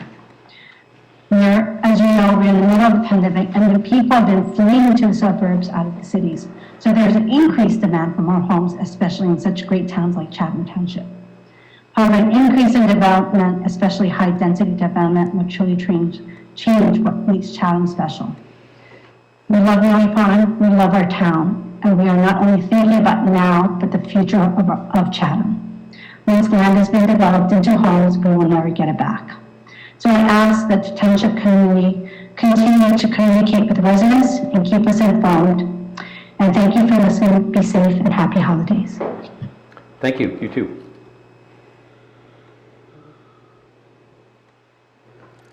Our final speaker on the list is Jennifer McNally. Very good. Jennifer McNally, you have the floor. Hello? Hi, Jennifer. We can hear you. Go right ahead. All right, thanks. Hi, Jen McNally, Ferndale Road in Chatham Township. Thank you for all of your time and efforts this evening. I know this is not a short meeting. I will try to be as short and concise as possible. I want to speak to what my fellow residents have also addressed here with Noe Pond. I agree that if we have to go with the condemnation route of 522, I fully support that. I fully support the township and anything we have to do to make the Charlie Brown's 522 affordable housing happen. And I just want to say Noe Pond is an environmental treasure. There is nothing like it. And if we lose this ecosystem here, there's no recreating it. It's exciting to see the residents of the township have banded together. It's residents of the township of Madison, people as far away as California, have joined together in a grassroots effort, and they've formed an alliance with the Great Swamp Watershed. So it's exciting to see these two groups work together to stop the overdevelopment and the activity that could possibly take place there. So to see people get together, it reminds me of a quote hearing everyone on the call tonight too. Never doubt that a small group of thoughtful, committed citizens can change the world. Indeed, it's the only thing that ever has, from Margaret Mead. So hearing everyone tonight, that really resonates with me here. So that made me think of that. So I think this is a remarkable property. People mentioned the traffic implications, the school implications, and I'll say ditto on that as well. But I actually have two questions that are going to be different from what people have asked. And I want to clarify something that was discussed probably 20 minutes or so ago. Can we clarify, I think this was with Mike Kelly, Mayor Kelly. You mentioned that Silverman, the developer, doesn't have a public-ready plan. The semantics of that wording, I just wanted to ask about. Is there a public ready, a private, like what was the word choice there? It struck me very interestingly.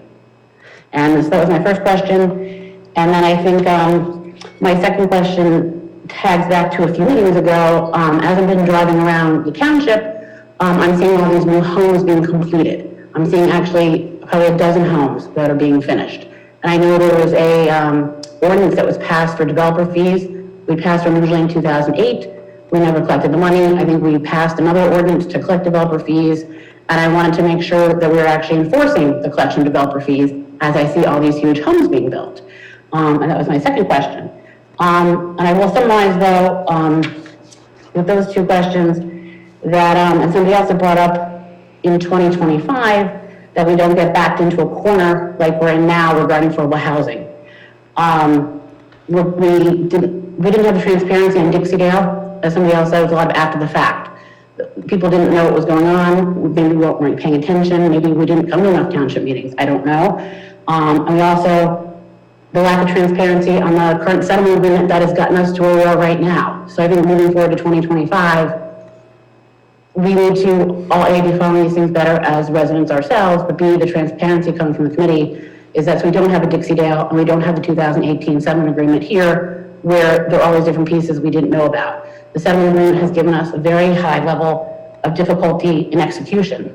You know, sort of when you're a swimmer, right? We got a 10 for execution on this, right? It's the highest difficulty of a dive. This affordable housing seems to be. So in moving forward, that for 2025, we don't get ourselves back into these corners. But really my question is the public ready plan and the developer fees. What is the status of that?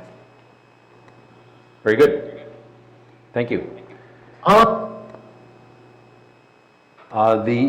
the Silverman plan, nobody on the Township Committee has had any conversations.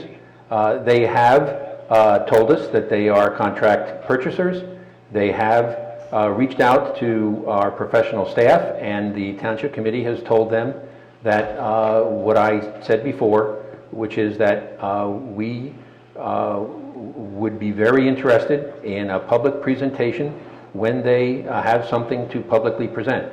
And they have not had anything to present to us at this point for public to be shared with the public. So, you know, it's that is probably the most accurate description that I can give. And as regarding the development fees and the Affordable Housing Trust Fund, maybe I was remiss in not touching on that earlier when I reported on affordable housing. We do have a spending plan, has been approved by the court, and our spending plan projects that based on current trends and patterns, the Affordable Housing Trust Fund should generate something in the neighborhood of $2.5 million by the July of 2025, when the round 3 ends. So that actually, I feel that's a success story. That is the development fee going into effect, and that is money that will not have to be raised by taxes on all of our residents, and it's not being spent on anything optional. These are expenses that would have to be paid one way or another, and the fact that we can raise money this way is a help for the community. Greg, are we good? Mr. Mayor? Yes. Just as a point of reference, if you're interested, we've collected over $180,000 for the Affordable Housing Trust Fund. So that's, I guess that's since, so far since April. Since April? So, yeah. Okay. That's fantastic. In the middle of a pandemic, yes. Greg, are we good? We now have Doris Reed. Doris, you're live. Oh, hello? Hello. Can you hear me? Yes, we can. Hi. This is Doris Tree at Southern Boulevard. First, I'd just like to thank Mayor Kelly and committee member Schwartz for your service. I know it can't be easy what you've had to work on and deal with these past few years.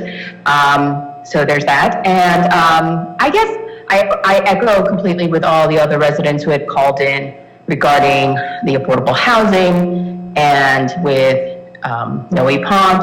I am not a member of Noe Pond. I'm just a concerned resident who really doesn't want to see high density overdevelopment of our town. My question is actually regarding Dixie-Dale, the sale of Dixie-Dale to Toll Brothers. And you mentioned how Toll Brothers shared that they plan to honor the plan of the 53 units, I think.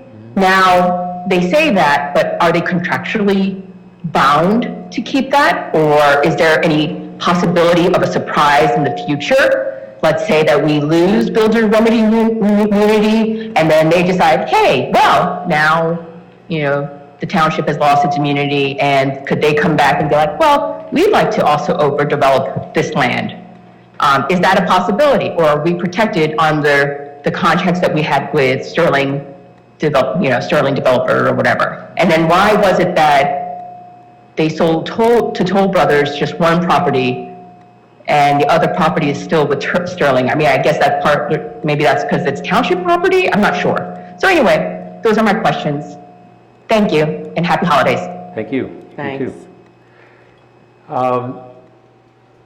We have a couple of levels of protection on the Dixie-Dale property.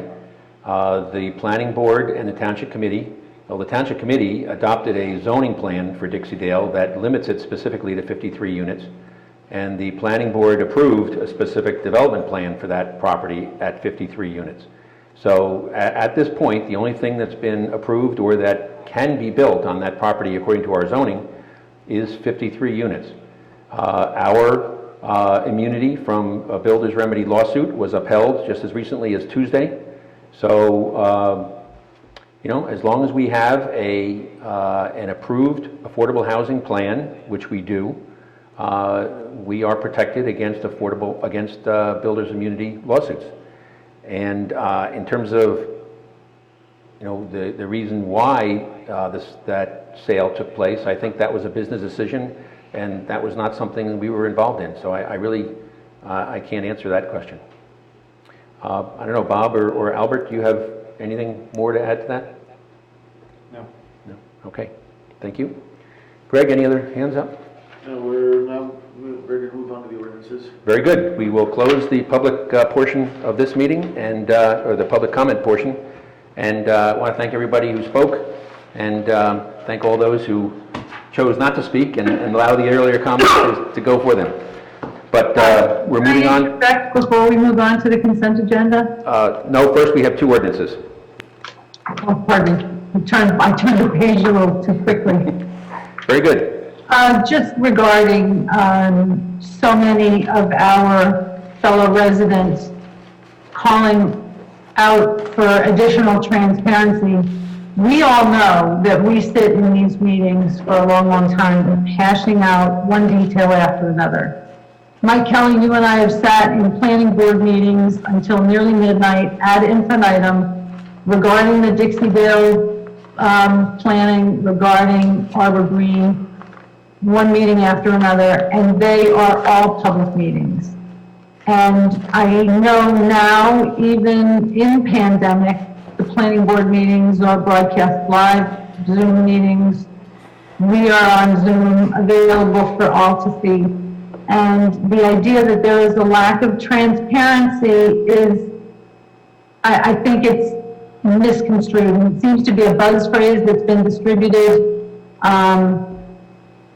in whether it's a letter writing campaign or a vernacular campaign, whatever it is. We are so transparent, and being on Township Committee for 6 years and having campaigned twice, I am always taken aback by that epithet, because it is, it's somehow invoking obfuscation, which is never our intention, whether at the planning board level or the Board of Adjustment or you know, dog catcher's office. We just are transparent in wherever we are allowed to be legally. There is no backdoor dealings. There's nothing done under the cloak of darkness. So I would like to point out for all who are listening that the charge of a lack of transparency or demanding it forthcoming has never been lost on any of us. That's our intention absolutely from the word go. So I couldn't let that go from one speaker after another and one email after another, hoping for transparency when that is all we've ever offered. Very good. Thank you, Karen.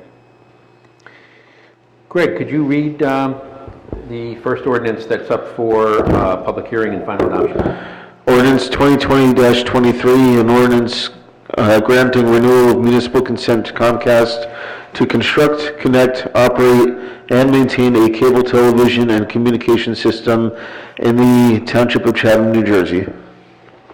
Very good. Renewing the contract with Comcast franchise, and I now open that up for anyone who would like to speak on that subject. Mr. Mayor, if I may address the committee for a moment. Very good. There is one change to the ordinance as introduced. It's to section 15A, and in section 15A, it provides for one outlet, and it originally said to each police, fire, and emergency management facility in the municipality. As you can see from those facilities, they are all municipal facilities or related to the municipality. It should have included the municipal building as it does in other sections of the ordinance. So there is, the clerk has amended the ordinance to include the municipal building and to each police, fire and emergency management facility in the municipality. I do not view this as a material or substantive change because it is consistent with the remainder of the ordinance.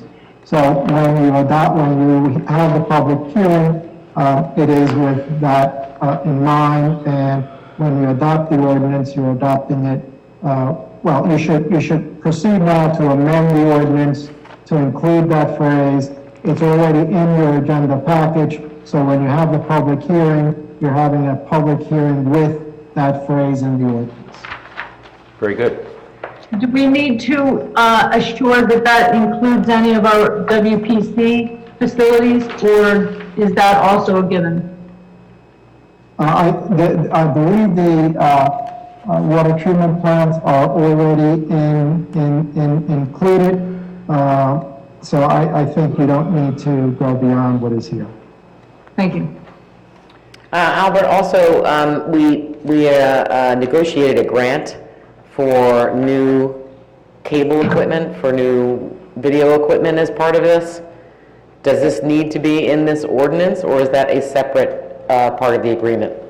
It's in section 15B, section down, and it provides that within 6 months of the issuance of the renewal certificate of approval by the Office of Cable Television, the company, meaning Comcast, shall provide the municipality. Oh, I'm sorry, I see it, okay, yep. Okay. Thank you. Can I have a motion to make that amendment as described by our attorney? So that, just as a point of clarification, that includes, so it's the municipal building, the township attorney said that also included the WPC, that would include the DPW, and our emergency services locations, so that for both both locations for the Chatham Fire Department and then for the Green Village Fire Department. The motion as described by Administrator Hoffman. So moved. And a second? Second. Very good. Greg, could I have a roll call? Mrs. Ewald? Yes. Mrs. Fundaco? Yes. Mrs. Schwartz? Yes. Deputy Mayor Ness? Yes. Mayor Kelly? Yes. Motion passes. Thank you. We'll now open up that amended ordinance for public comment. Is there anyone interested to raise their hands, please? Do we have any hands raised, Greg? No. Very good. I will close the public hearing on this ordinance. Is there any discussion among township committee members? And can we have a motion to adopt this ordinance? So moved. Can I have a second? Second. Thank you. Mrs. Ewald? Yes. Mrs. Fundaco? No. Mrs. Schwartz? Yes. Deputy Mayor Ness? Yes. And Mayor Kelly? Yes. Motion passes. Very good.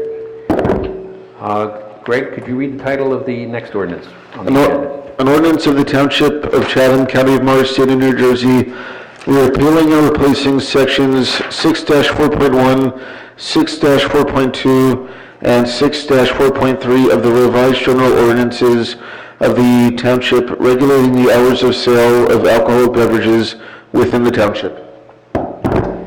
Thank you, Greg.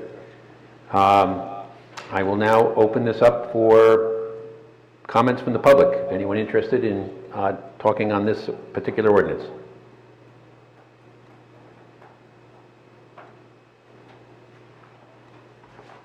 Any hands raised, Greg? Okay, we will close the public comment section. And is there any comments or questions from members of the Township Committee? I'd just like to comment that this is the right thing to do, and it's simple, and I applaud everybody for getting it done before we get to New Year's, so that perhaps, even though we're in a quarantine, people can still go out and find a celebratory beverage or two, even at a previously unallowed hour. Very good. Thanks for everybody. Could I have a motion to adopt this ordinance? So moved. And a second? Second. And Greg, roll call? Mrs. Ewald? Yes. Mrs. Fundaco? Yes. Mrs. Schwartz? Yes. Deputy Mayor Ness? Yes. And Mayor Kelly? Yes. Motion passes. Thank you. Be able to pick up my champagne at 9 a.m. now. Very good. Oh, not till next Thursday. Oh, not till next Thursday, sorry. Very good. The next item on our agenda is the consent agenda. Greg, if you could read the titles of those 10 resolutions, please. Resolution 2020-254, receipt of reports. 2020-253, payment of bills. 2020-256, approving meeting minutes. 2020-257, approving executive session minutes. 2020-258, settling tax appeal. 2020-259, authorizing auction of surplus equipment. 2020-260, authorizing membership in the New Jersey Cooperative Purchasing Alliance. 2020-261, authorizing inflow and infiltration study. 2020-262, renewal option for snow plowing services. And 2020-263, refunding overpayment of taxes. Thank you, Greg. Can I have a motion to adopt the consent agenda? So moved. And a second? Second. Very good. Greg, can we have a roll call? Mrs. Ewald? Yes. Mrs. Fundaco? Yes. Mrs. Schwartz? Yes. Deputy Mayor Ness? Yes. Mayor Kelly? Yes. Motion passes. Thank you very much. We now come to our separate resolutions. Greg, if you could read the title of the first one, please.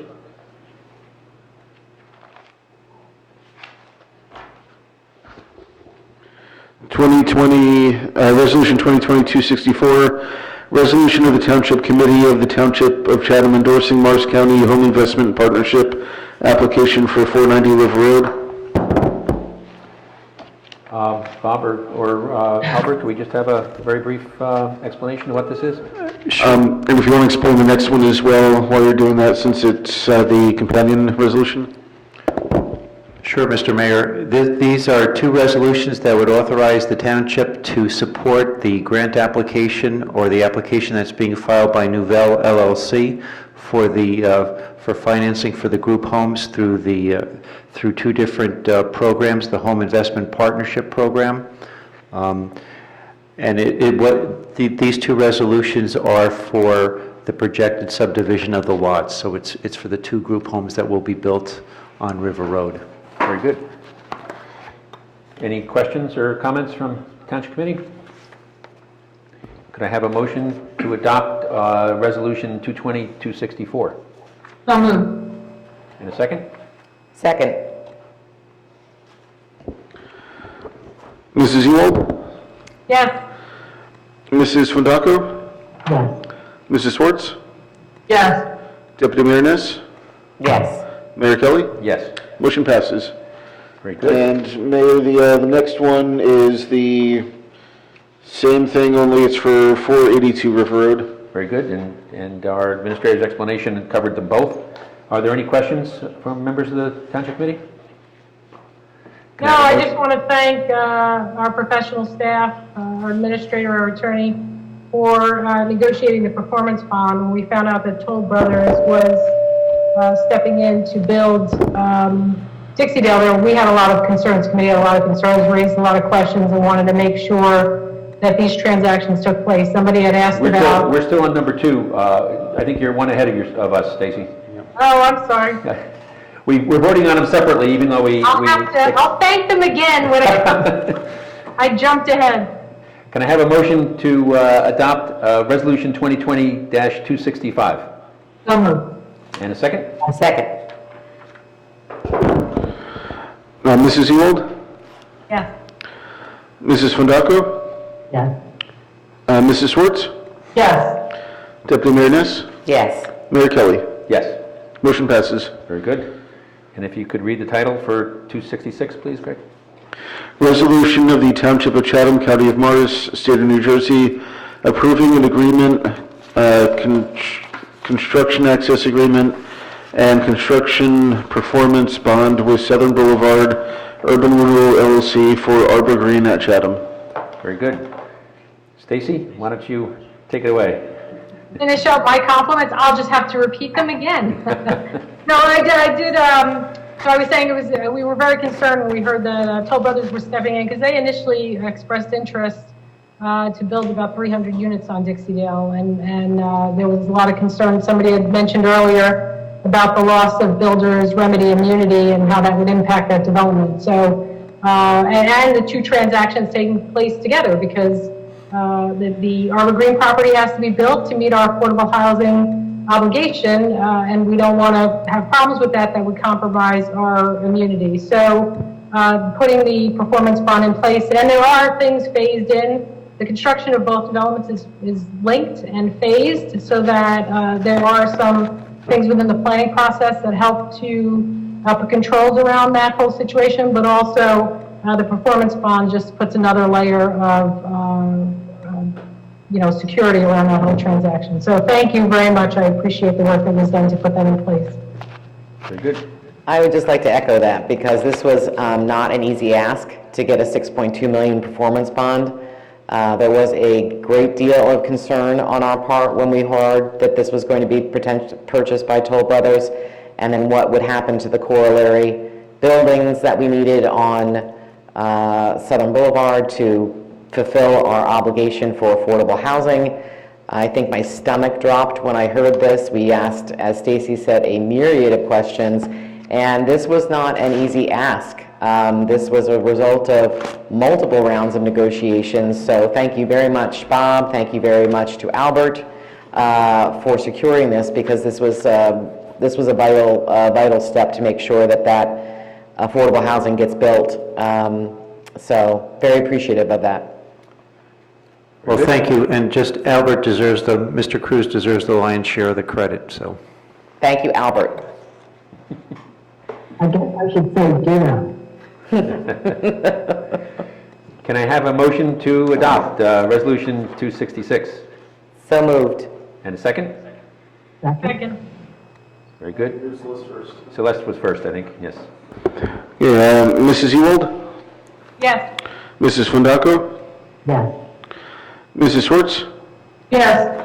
Deputy Mayor Ness? Yes. And Mayor Kelly? Yes. Greg, could you read the title to Resolution 267, please?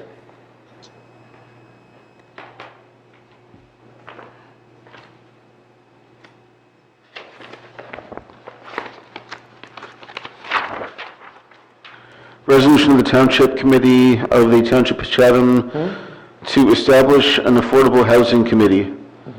Thank you. Any comments or questions from members of the Township Committee? I'm happy to. Do you want me to address these additions one by one, or do you want me to address them as a group? Sure, if you want to do it as a group. And sure, why don't you read the two titles for the next ones? We'll vote on them separately, but if they overlap the explanation, we should treat them together. Okay, Resolution 2020-268 is resolution of the Township Committee of the Township of Chatham to establish a business advisory committee, and 2020-269 is to establish the diversity committee. What? Go ahead. Oh, thank you. So as part of what we did in 2020 was establish a process for goals and objectives and planning, not only for our budget purposes, but also to look at the larger space in our community and what our community wants to increase their engagement, and as we've heard time and time again, increase the ability to engage in activities and at the municipal level. We want to be responsive to that. And that's part of the goals and objectives that we set from 2019 going into 2020. And this is going to fulfill some of that, as well as fulfill some of the requests that we've had from our residents to be able to engage, have greater participation in our municipal government. The establishment of the Affordable Housing Committee was something that came out of the discussions that we've had on affordable housing. And it was mentioned several times tonight in the public comments. The idea is for this to be future forward and forward-looking,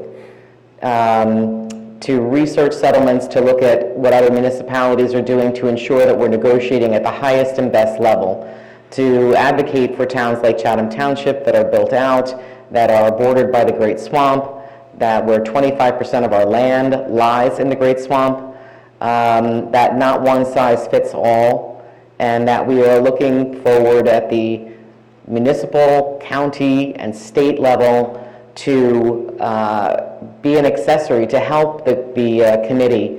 As Stacy mentioned earlier, that some of our bandwidth is only so much, and we can certainly use the expertise and the willingness and the volunteers that we have to help us move forward in a positive manner.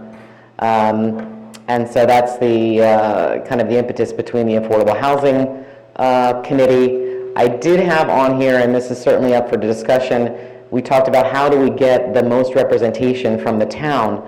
And the suggestion for this, usually committees are done in odd numbers.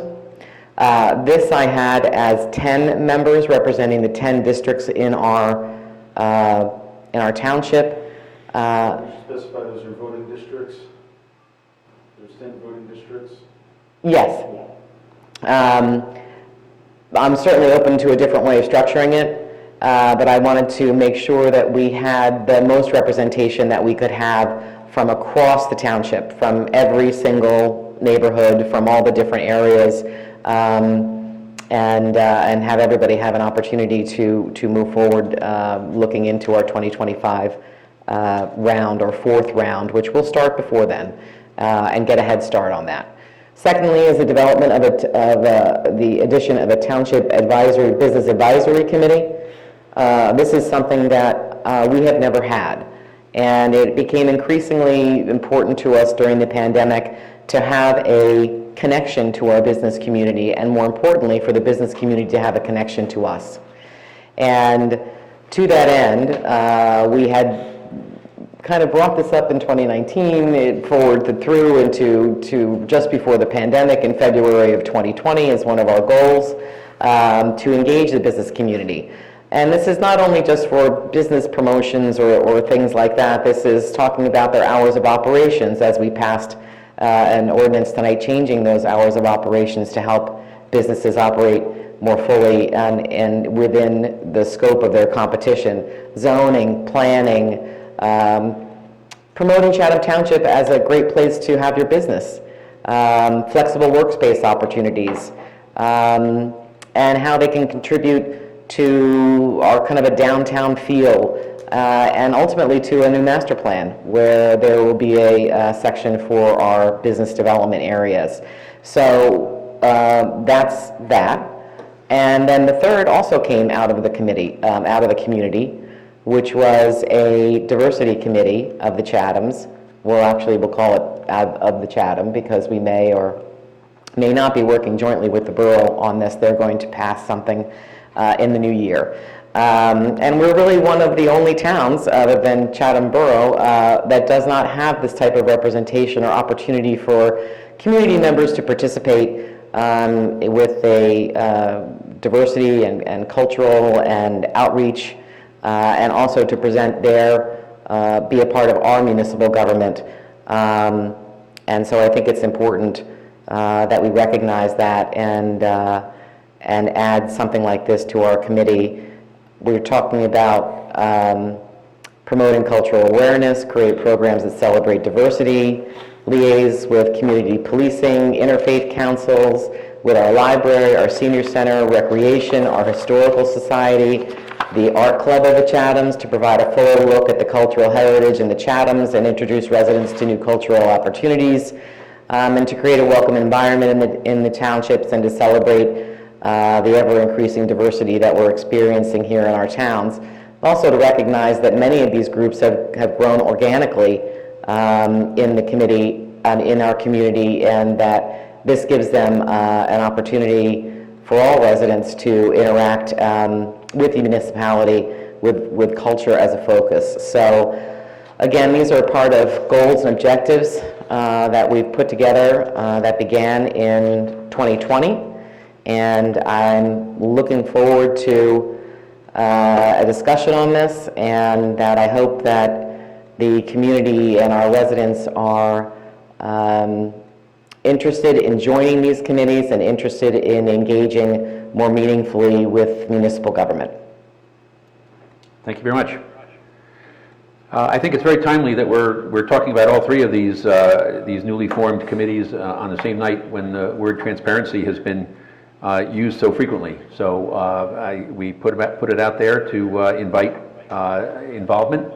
The way to get involved would be to contact our township clerk, Greg LeConte, and ask for a leadership form. And if you have questions before you take that step, I guess I'll nominate you, Tracy, as the contact person to reach out to you for more information. But the intent is to adopt these resolutions now so that people can start familiarizing themselves with it, but they will be formalized at the start of next year, and hopefully there'll be the interest to staff them and to move forward. So with that being said, are there any other comments or questions?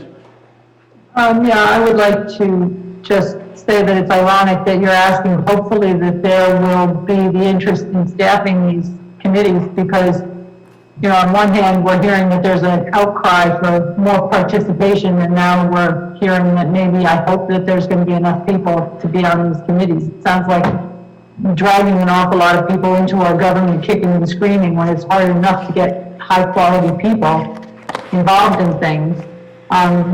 I don't know whether this means we have one spokesperson come forward when we're discussing a sensitive issue like affordable housing, or whether we will still have everybody with a desire to come forward in a public setting and talk about it, just as they have this evening. If they have an outlet for their opinions to be heard in a subcommittee, does that mean that that one spokesperson for the subcommittee will bundle all those opinions and bring them forward, just one? Once again, I'm expressing my displeasure at seeing this thrown into the agenda on our final committee meeting, when 40% of this township committee is going to be replaced going forward for 2021. And that's what I have to say. I think it's poorly timed. So I wanted to address a couple of the committees. The Affordable Housing Committee, that's been kind of on the radar for a while now. And certainly before I was on the committee, you know, listening to a lot of the people stepping up to talk about from their experience with expertise and a deep background in a number of different fields that were very valuable, whether I was in the audience or whether I was on the committee. And I mean, anything I've worked on in the township, I am so amazed and impressed by the, you know, depth of knowledge and expertise we have in the community, and funneling that energy and all that talent towards important things like affordable housing, I think is very valuable. And I just remember the meeting. Yeah, and I don't even have to say a meeting. I've been contacted by developers in the community. I've been contacted by architects in the community, planners in the community, financial experts in the community, and they all provide wonderful insight and perspective and make my decision making much better. So I value that, and I think if we could channel that energy prospectively and proactively towards our 2025, you know, because that's that's going to be there as well. And to help advocate on behalf of the community. So with the state, you know, to try and get some things done that we need to get done. So I think that has tremendous value, and I think there's a lot of talents out there. I'm looking forward to you know, who staffs that committee. Business advisory has been something. There's a grassroots group that's kicked in over the last month or so, but there's been a number of us concerned about our business community and their ability to survive this pandemic. And you know, thankfully, there's been some initiatives here and there that have taken place to lend support, but, you know, even simple things like being able to push out information about, and by the way, I'll say it now, our small businesses, please reach out, the NJEDA, and I have posted the contact. You can file to get up to 70% off on your PPE. So, and that's been extended, the deadline. I think the deadline actually was extended to today, but you can still go online, NJEDA I believe it's .org or .gov. So that type of information, to be able to push it, we don't have the contacts, we don't have a list of all our small business contacts in the community. Something as simple as that, to be able to push out information to benefit our small businesses. And then just to find out how best the community can support them, whether it's the initiatives of the purchase of gift cards for the benefit of folks who are in need, or things, that Tracy had mentioned, whether we could change opening and closing hours, or the tables that we allowed outdoor seating. So anything we can do to help our businesses survive the pandemic and then going forward, I think it's worthwhile.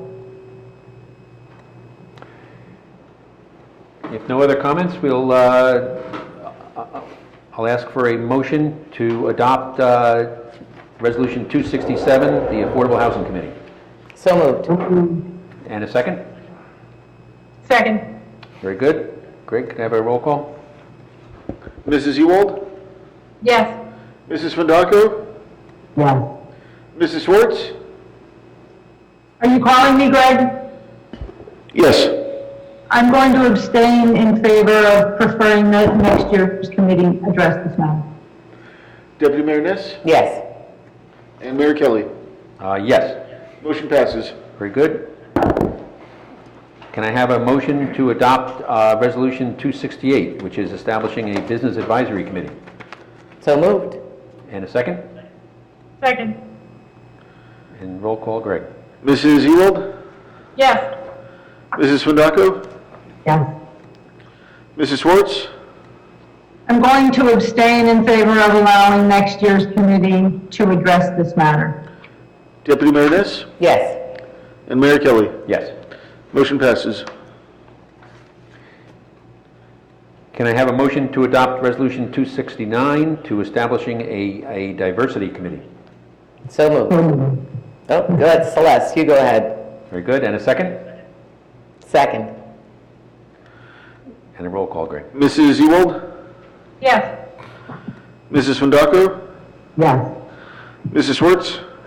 I'm going to abstain in favor of allowing next year's township committee to decide on this matter. Deputy Mayor Ness? Yes. And Mayor Kelly? Yes. Motion passes. And just a quick note, all three of these committees will need to be recreated and reestablished again next year anyway, just as a formality. Very good. Thank you. Greg, could you read the title to Resolution 270, please? Resolution of the Township Committee of the Township of Chatham and the County of Morris, State of New Jersey, opposing NJ State Senate Bill number 3095, and I believe Mr. Hoffman can address this. I can if the mayor wants me to. Yes, please. Oh, all right. Brief explanation? Sure. The Township Committee is being asked to oppose this bill, which came out of nowhere. It was introduced on November 5th. It was amended on November 9th. There was a second reading of it on December 2nd. It's about to come out of committee. This bill is something that was basically put together by the construction industry, and it went directly to the state. This will give the state or some other third party the opportunity and the right to tell the township how to manage its UCC code. They will do an audit. They will have the right to tell us that we have to hire people. The township will lose its ability to manage its construction office. We will also lose a major source of revenue for the township. This bill will allow people to pay an additional fee and then to hire a private company to do their own do their inspections and file the inspection fees and the permits with the state as well as with the township. There's been a pandemic. There's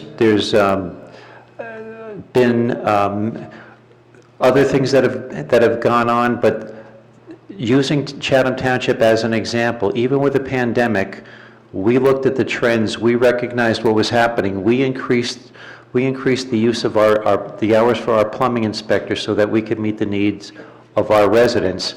we provided more opportunities for inspections so that we could provide good customer service, and that actually I thought that would mean we would have a larger deficit at the end of the year in the construction office, but it actually is helping us to break even.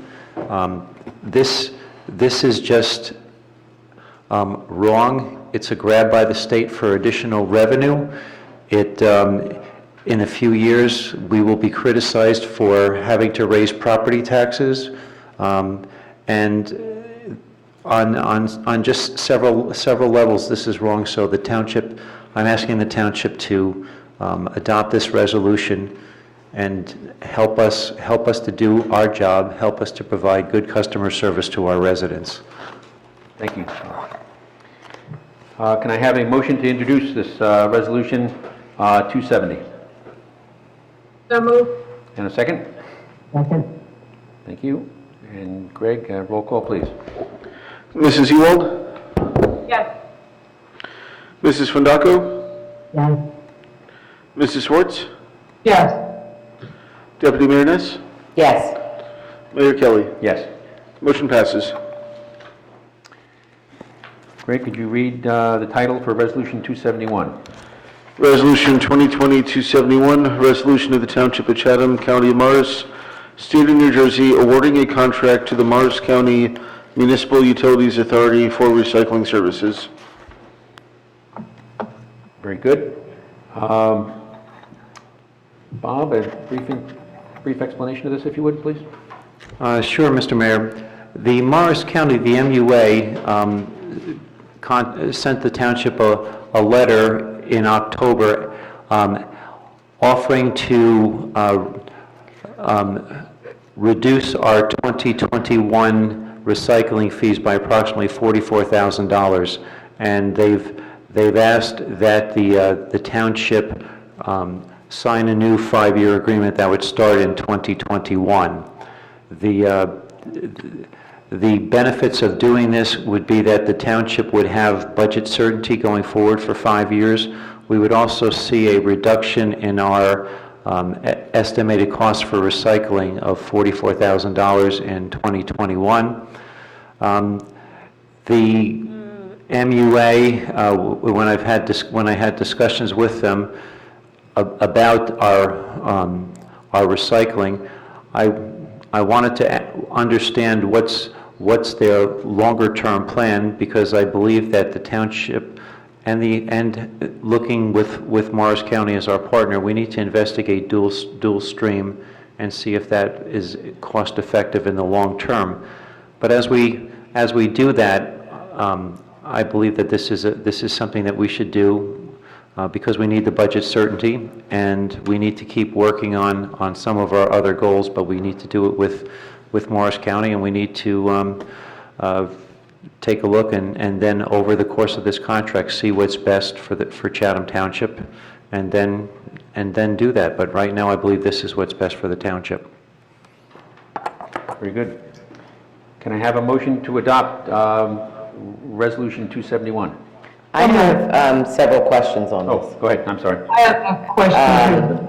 I am, the $44,000 savings is going to be in year one, That is and that it'll just be, so effectively, we're lowering what's our rate is, and then in here, it provides for a cost increase, 189 up to, goes from 186 down to, up to 201,000 in the year of 2025. Right, it's about a 2% increase a year. Right, so that's going to take down some of that savings. What exactly is the savings? Where are we generating these? Where are they generating these savings from? Well, if you recall, the township was hit in 2019 with we had to pay an additional recycling fee for higher costs in 2017 and 2018. It was over $100,000. So that was the township's prorated cost for the loss of the recycling market. So it was the cost to dispose of the material that was no longer a commodity.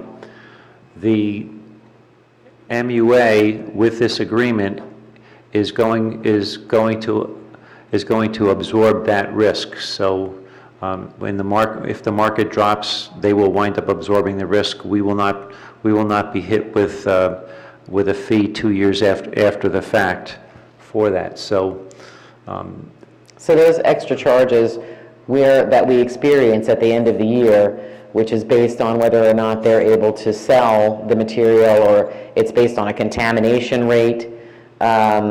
Correct. That goes away. So if there is no additional, so it's just a flat fee of $186,000. Yes, that's correct. No end of the year surprises. No end of the year surprises.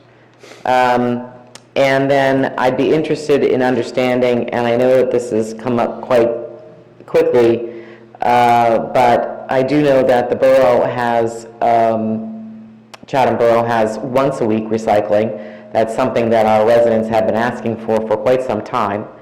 Are they being offered this deal? Are they being offered it at the same rate? Is there the opportunity for us to ask at this same rate to receive once a week recycling? I don't want to give this up for a 5-year period.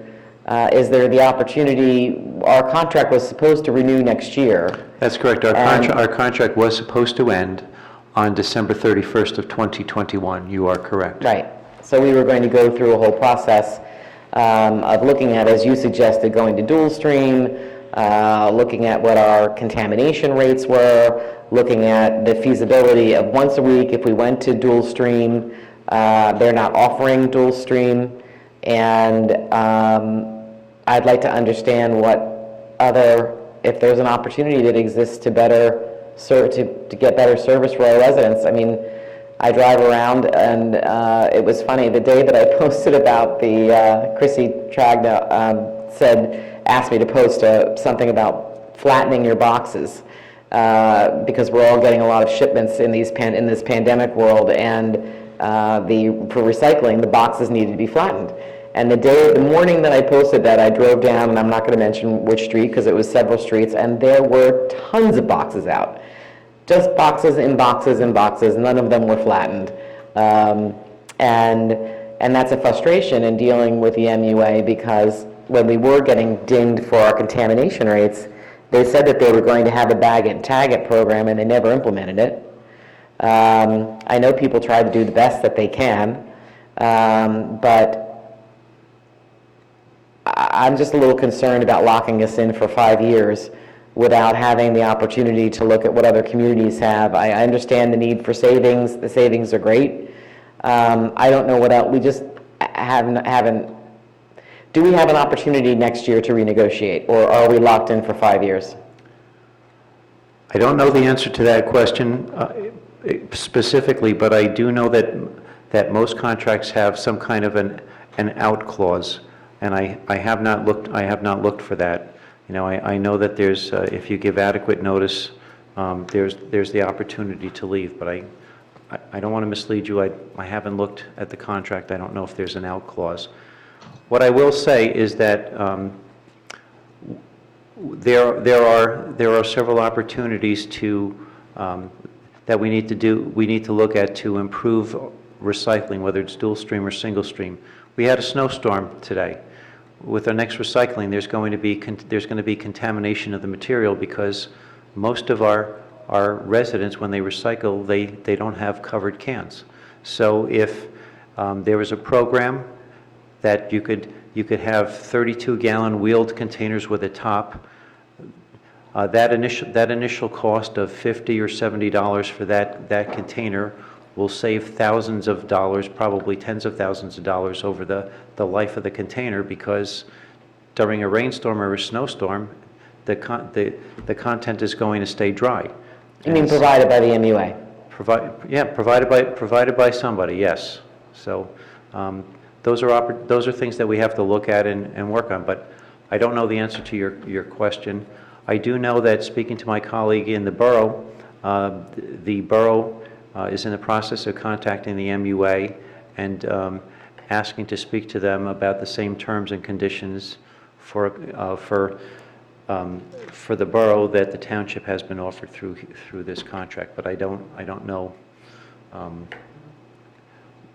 if that's, I don't know if the MUA will come back to them and you know, what they will do, but, So it's only for towns whose contracts are coming up in the next year, or I think they have 2 years to go on there? What's the breadth of this being offered to? It's been offered to 7 municipalities whose contracts were expiring in 2021. So I don't want to be the negative Nancy here, but and I certainly appreciate, Bob, because you look for every nickel and every dime, and have certainly saved us a great deal of money going through all of our contracts. I am just I don't have enough information on this within the week or week and a half to be able to say this is going to be a good deal going forward. I recognize the opportunity that we need to have savings in this. I recognize that the MUA hasn't really come up with a great solution since all of the markets shut down. I think that that's probably going to happen more and more as we've seen multiple markets shut down, and you know, the realization that there is no place to put recycling. But whenever I negotiate a contract, I always like to get something out of it, and I would like leverage, like leverage, like exactly. here. You love it when I say leverage. So I don't want to minimize this. I know there's a time frame around it. It's just so quick that I have a lot of difficulty not having all the information. So I'm going to let other people comment. I'll just reiterate that the benefit is that we will have budget certainty going forward, and we're not going to get hit with a unanticipated cost that we're going to have to pay at the end of a year or pay over 2 years. And then during the life of this contract, you know, we will, you know, we need to be able to meet with the MUA, and we need to talk to them about their plans going forward, and how we can wring out additional savings from single stream, and then what's the evaluation process for dual stream. But I just I like the idea of having budget certainty for the next several years. I agree. You got to look at your expense side and then the revenue side, and since our barbell is it's sagging on both sides, so this would help make it level. Any other comments or questions?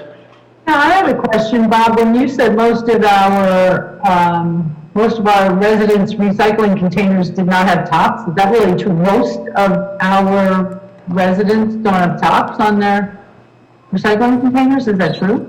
Well, from my comment was anecdotal based on my observations driving around the borough. That you know, most of the containers are they don't have covers on them. They don't have the connected covers. Because I know that since time immemorial, we've been trying to educate our residents on how to recycle properly, and the idea of flattening cardboard has been something that's stuck in our craw for a long time too. People don't. They pile boxes on top of boxes. They put cans out in plastic bags. So there's a lot of education that remains to be done with our group. We have looked at this since I have been liaison to the DPW for a long time, because as you know, this falls under the DPW, and Christy, I think, has done a great job of adapting to her role in Eileen's departure. The ideas that we've looked at, obviously private haulers we've looked at. I know you've talked about dual stream instead of single stream, and to everybody's credit, things need to be addressed and readdressed, and markets need to be discussed, but I agree with locking in right now, especially if they're not going to pass on the loss of market rates for what they anticipate getting. And petroleum is probably only going to become in less of a demand, and plastic products therefore even cheaper, and the cost of recycling them will become more expensive. given return on it. So if we can lock in now, I'm happy with that. Wages are just going to go up. Collection costs themselves are just going to go up. So I think we're probably pretty good by locking in now. Bob, is there any rush to doing this right now? Because I had some of the similar questions that Tracy had. I believe there is. The contract would start January 1st of 2021, and I don't know if they would accept it being retroactive if the Township Committee wanted to act on it in January. I believe. What is our current 2021 obligation? Do you know that off the top of your head? If we were to do nothing and just try and rewrite a contract for 2022? It would be $44,000 more. And then we would also have the potential to get hit with the Right. cost for not being able to get rid of the material.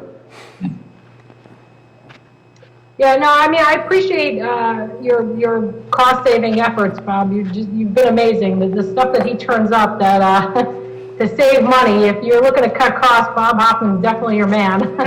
It's really been impressive. In the Finance Committee meetings, the discussions that we have about things that he's found where to cut costs. So I really appreciate that. And as a Finance Committee member, you know, of course, I'm attracted to the notion of locking in and saving money.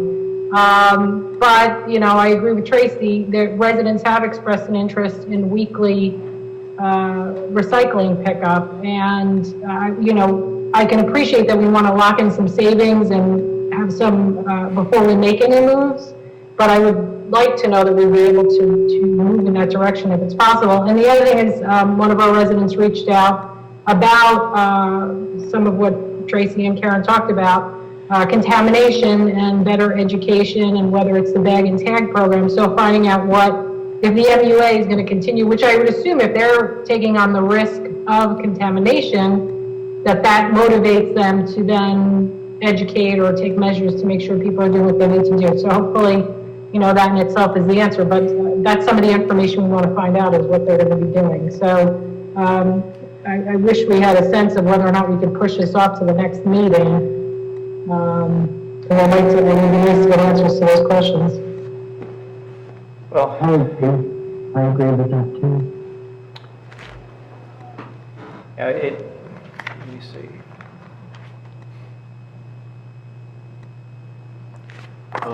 Question, this is partly for Albert as well as Bob, but if we check the language of this contract and confirm that it has this out that allows us to address some of these improvements that we'd all would like to see, but in the year ahead, can we vote tonight to authorize Bob to enter into this contract contingent upon the existence of the flexibility to either they're in the contract already or to insert them into the contract, a stipulation that over the course of this next year, we want to open up several of these questions that have been raised here tonight. Is that the way you'd like to phrase it, or to look and see if there's is there a notice clause where the township could give notice that they want to, you know, they would like to exit the contract? I guess either or, really.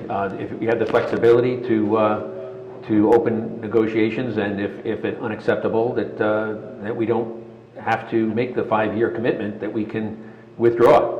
Because there are definitely improvements that can be made to recycling. I think everybody feels that way. And a 5-year commitment is a long commitment. But on the other hand, Stacy and I, as the Finance Subcommittee, met with Bob and our CFO yesterday, and this is a very difficult budget year with pandemic and affordable housing expenses, and I think that every time that we make a decision to spend an extra $44,000, we are we have to be cognizant that that is a decision that will have consequences, when we vote on the budget, when the Township Committee votes on the budget in a couple of months. I'm looking at the possibility of getting more savings. I wonder if the contract that's being offered to all of the municipalities that use this that use their services, whose contracts are ending in 2021, is it a percentage cut? Is anybody negotiating that we can get possibly more off, a greater savings than $44,000? We certainly have been charged more than that in previous years. And as I said, if we don't get more additional dollars off, if we're not able to negotiate more dollars off, because I think that our contamination rate is one of the best in Morris County. We have one of the lowest contaminated. Yeah, right. Make the point, We're not it's the best lowest, contaminated. yes. We're the lowest. So we do the right thing. We're not a problem child for them, despite the fact that I know that we don't flatten our boxes. But is there the potential to get more savings? Is there potential to negotiate? Okay, we'll take the $44,000 savings. We'll take this 5-year contract, but we want it once a week. Can we just go back and ask that? They're already doing it in other towns. Well, we can ask, but that would be after tonight. So if the Township Committee would like, I will do that. But then I would like to be able to put this on at the reorg meeting if the answer is yes, because that's or I guess I don't. That's the 7th, so that's after our first recycling pickup. I just don't like not being able to negotiate. Like in a contract, we anticipated this year coming up, and we had you had a lot of ideas, we had ideas. We looked at possibly, putting the contract out to private haulers and looking at the difference. I think the recognition that they're not going to charge for recycling, for contaminated recycling, or for the inability to get rid of these things on the market really speaks to kind of a larger societal issue that we have, where recycling may not really be happening in the way that we think it's happening. And a lot of it is just going to garbage because there is no place to put it. Tracy, would it address your concerns if we answer the question about whether we will have the flexibility to address those over the course of this next year rather than locking ourselves into a 5-year commitment? Because I see a difficulty in negotiating the details of a contract over the Christmas holidays between now and January 1st. I think there's just a physical limitation. No, there absolutely is, which puts my radar up as to why are we only being given a couple of weeks to actually agree to this or not agree to this. So if we either carefully read the contract and see if there already is a provision in there for us to withdraw over the course of the coming year, or if we legally can insert that into the version that we're going to sign and return it, is that the best we can do with the limited amount of time that we have, and go forward with the commitment that over the course of the next 12 months we are going to address these issues and try to do a better deal for the township. Mr. Mayor, if I may. Yes, Albert. At the beginning of this meeting, you said this could be your last meeting of the year except for an unforeseen circumstance. Based upon the discussion that I've heard here, I really think you should not adopt this resolution tonight because there's too many open questions and there really isn't a meeting of the minds or an understanding between the town and the MUA. You can address these questions in the next few days with the county. I have not seen the contract, so I cannot give you an idea or an opinion as to whether or not there's an automatic or an ability to terminate the contract early. But you can also then schedule a special meeting, a very short meeting, for the specific purpose of addressing this. And you can do that in a morning, and an afternoon, or a regular evening. But I think there's just too much uncertainty sitting here and listening to this discussion to go forward with approving this contract. There is some time, there isn't a lot of time, but there is at least time to get answers to your questions. That's why I slipped that phrase into that statement that I made at the start of the meeting, because I was afraid this was going to happen on something. It was too big of an agenda. Humbug to me, I'm very sorry. No, I just knew what life would bring, that's all. So, Bob, I think we have to use some of that vacation time I have left. Well, it's been a long time effort. There's been a lot of effort from the Environmental Commission on education, and again, I think it just speaks to kind of a larger issue that recycling is just really not happening the way it is, and this kind of solidifies that idea for me, that they're not going to be looking at these kind of rates and these overage charges because the markets aren't there. It's just really, I like to be able to negotiate a contract, not have somebody tell me what not that you're doing that, Bob, but the MUA is telling us what the contract's going to be for the next 5 years. Bob, is that a workable solution, what Albert suggests? Yes, it is, Mr. Mayor. So we will ask questions starting tomorrow, and then hopefully we'll be able to schedule a meeting on Christmas Eve, just like in just like in one of those movies where you have to run out and get your We spent hours last Christmas Eve. I think we spent 3 hours last Christmas Eve going over affordable housing, so it wouldn't be untoward, unlikely for us. Or it would probably be the week after Christmas, between Christmas and New Year's. Your next day is a 3-day work week, and the following week is a 4-day work week?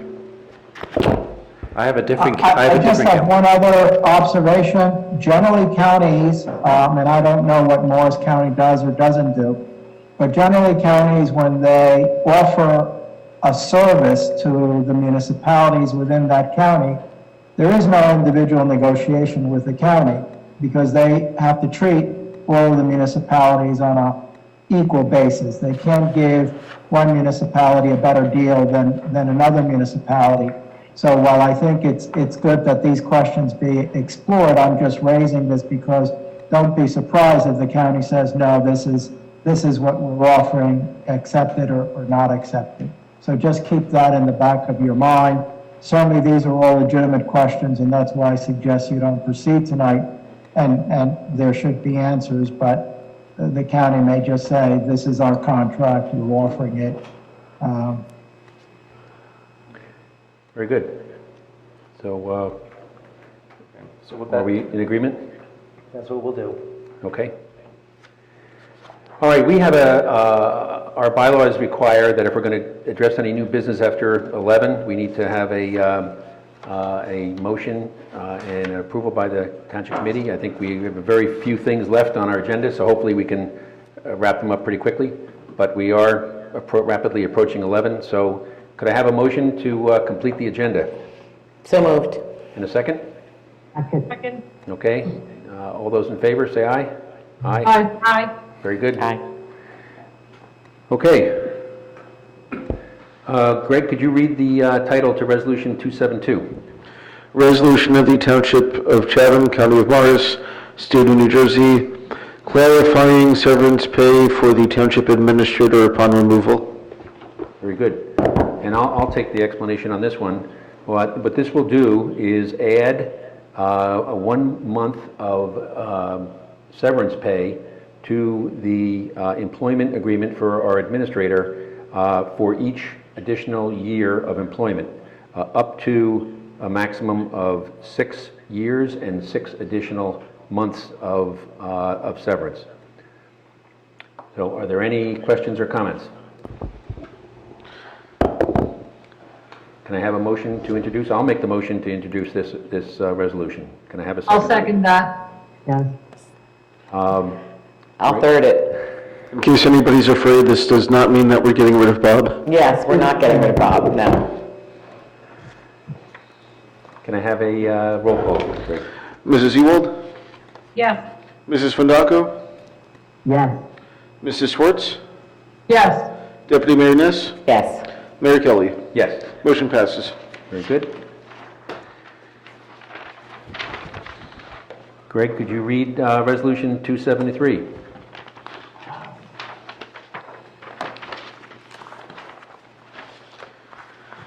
This is a resolution of the Township Committee of the Township of Chatham honoring Karen M. Swartz upon her retirement as Township Committee member.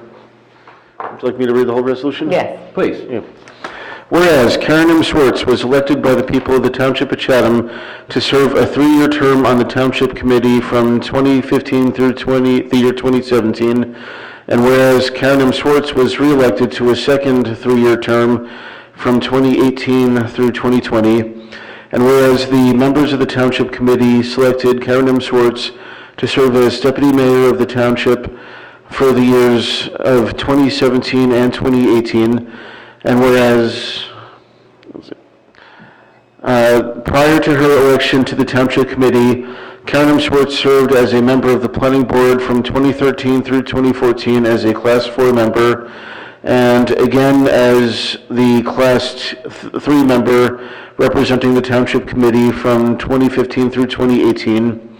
And whereas Karen M. Swartz has served as liaison to the Board of Health, Environmental Commission, Senior Center Trustees, Chamber of Commerce, and various public utilities. And whereas public service has resulted in Karen M. Swartz spending countless hours away from her husband and her children.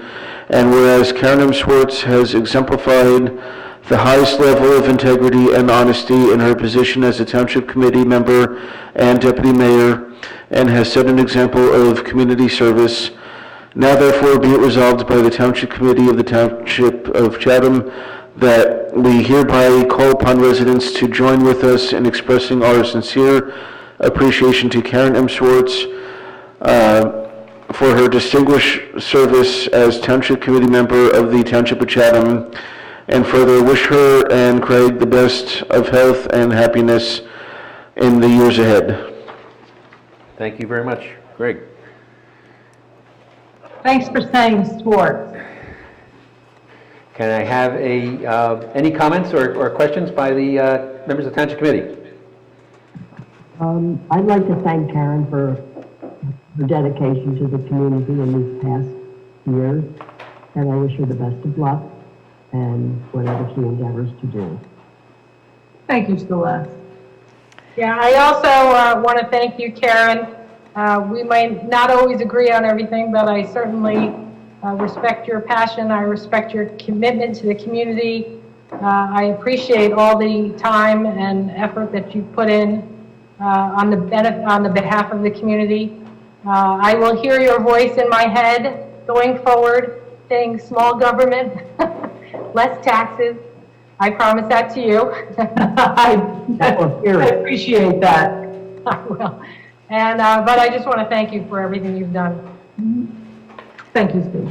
I also want to say thank you for your service. It is not an easy job, and there's always room for different viewpoints. And while you and I certainly share different viewpoints, that doesn't mean that I don't appreciate the time spent in our community, the dedication particularly that you've had in elevating and supporting our DPW and our fire departments and our police, and certainly with our senior center.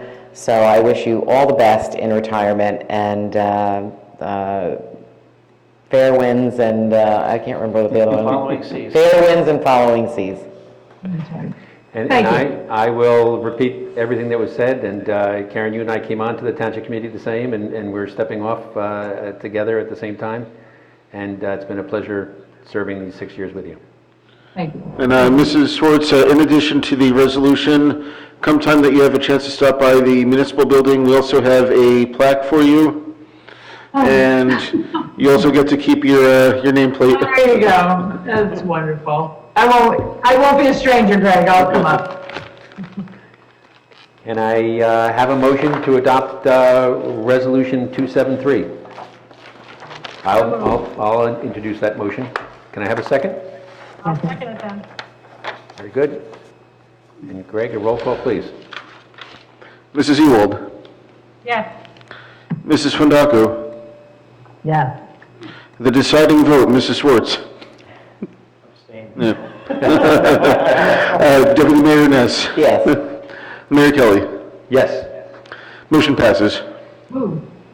Thank you. Thank God.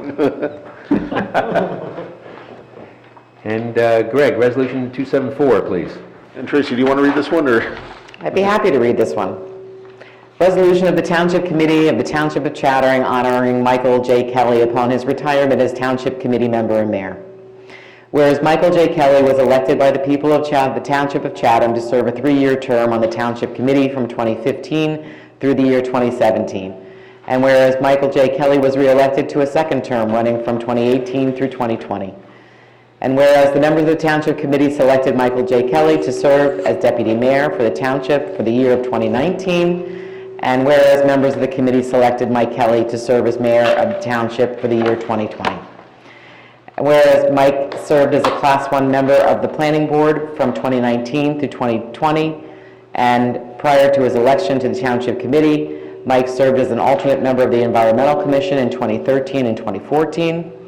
And whereas Mike Kelly has served as a liaison to the Open Space Committee, the Community Garden Committee, Municipal Alliance, Joint Library of the Trustees, and in public service has resulted in Mike Kelly spending countless hours away from his wife Maureen and his children. Mike Kelly has exemplified the highest level of integrity and honesty in his position as a Township Committee member and mayor, and has set an example with his community service. Now that it be resolved by the Township... What is that sound? I don't know, but it's interrupting my... It's interrupting your resolution.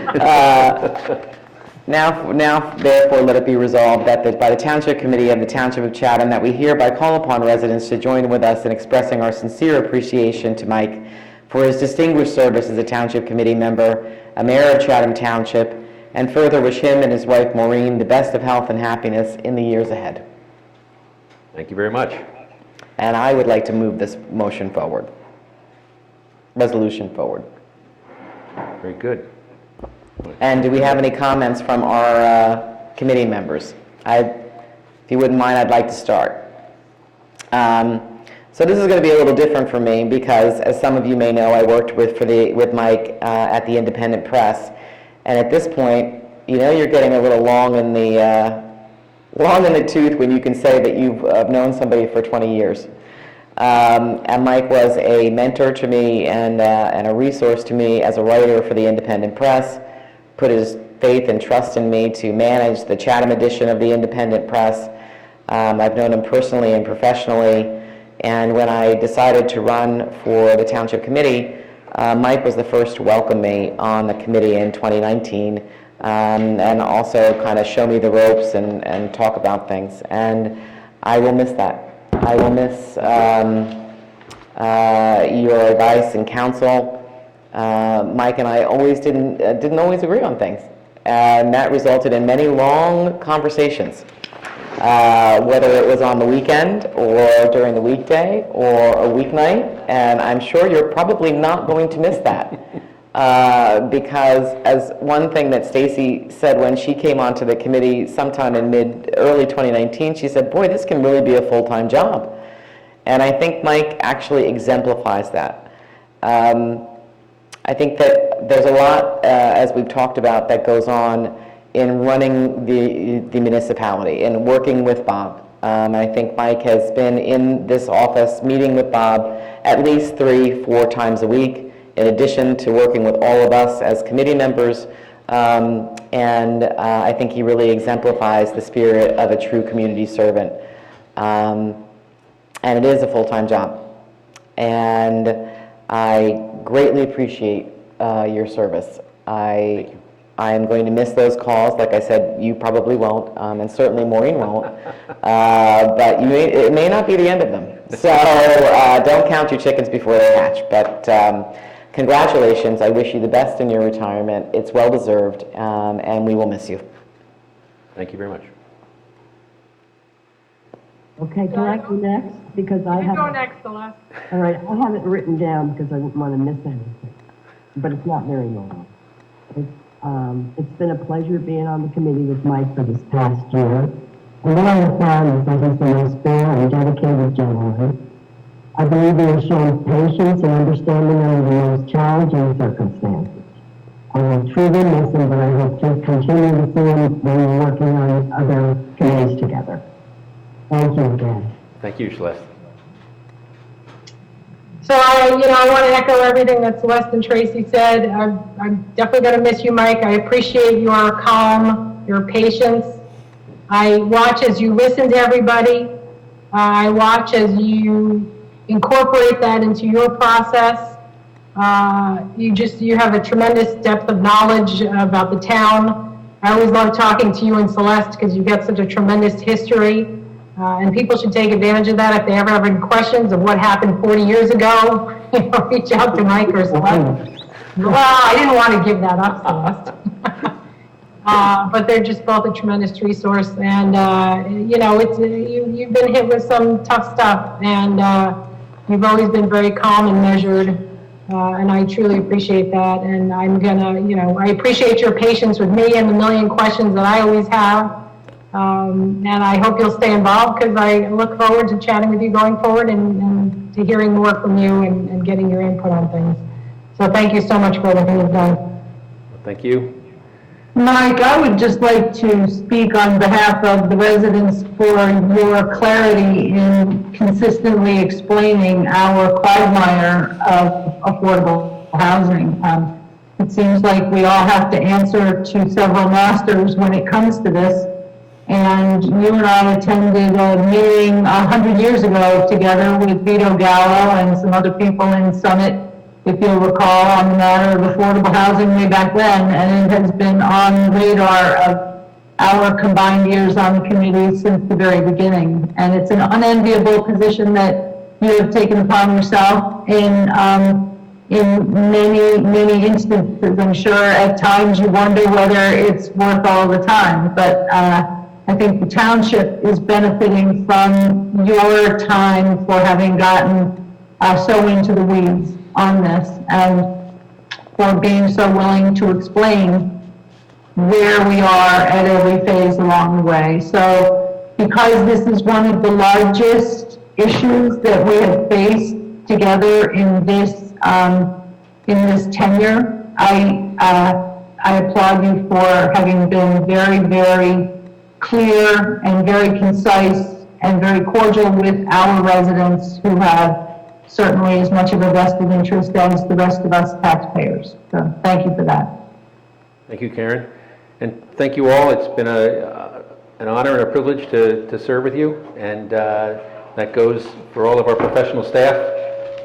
Chatham Township is very lucky to have you, and I've been very lucky to have all of your help during my time involved with the Township Committee. So thank you. Before you bid your farewells, Mike, do we want to conclude on that? You weren't going to continue there, were you? No, I'm finished. We have discussion items That's it next. for you? Oh. You still have a whole nother agenda item. We have to. We do still need a second and a vote on that resolution.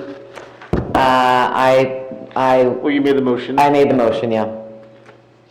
There's a second on the motion for Mike? Second. Mrs. Ewald? Yes. Mrs. Fondaco? Mrs. Schwartz? Yes. Deputy Mayor Ness? Yes. Mayor Kelly? And like Karen, I'll abstain. Motion passes, and I'll just get my mask on, and I will, if I may approve, we also have a plaque for you. Oh, thank you. For those of you who can't see, who are on Zoom, Mike is getting the, wait, Mike, put your mask on a little better. Your mask is on all wonky. You don't want that picture in the paper. Yeah, you're right. You can take it off now that Greg. Now Greg's back. Okay, there you go. I'll hold it down here just for the Zoom first. Mike has a plaque with a gavel on it with his name. Yes, thank you, thank you. And he gets to take his nameplate home too. Much appreciated, everyone. Thank you. Very good. We are now into discussion items, 2021 meeting dates. Yes, I circulated that to the Township Committee members and the committee members-elect, and I reviewed it with Deputy Mayor Ness.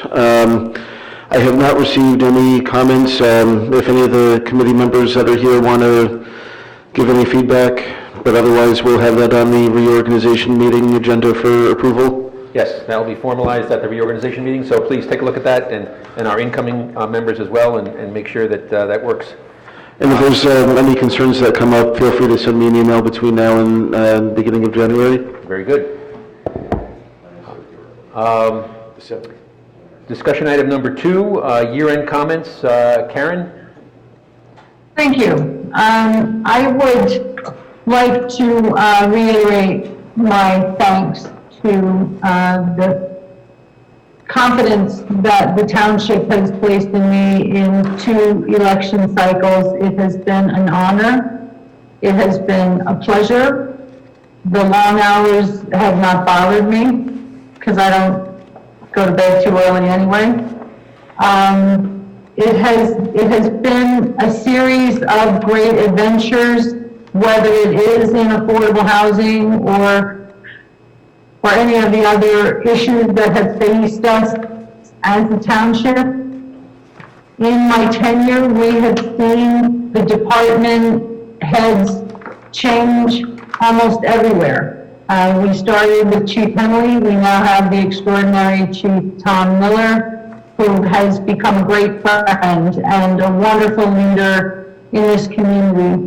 We have seen our Department of Public Works head replaced as John Pacelli rode off into the sunset on his Harley, and Richard Young took over and has done an equally extraordinary job. He leads with great compassion and with a great sense of how we should all be treated as dedicated representatives of the township. Certainly, we have Bob Hoffman. Welcome aboard, Bob. You're a veteran now, but of course, our township administrator's position changed over the years. Our fire chiefs change over the years.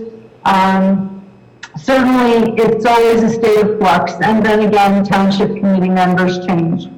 John Rushby, you've been great, you've been consistent. Albert Cruz, thank you so much for your humor and your good counsel. And Greg, I don't know where any of us would be without you.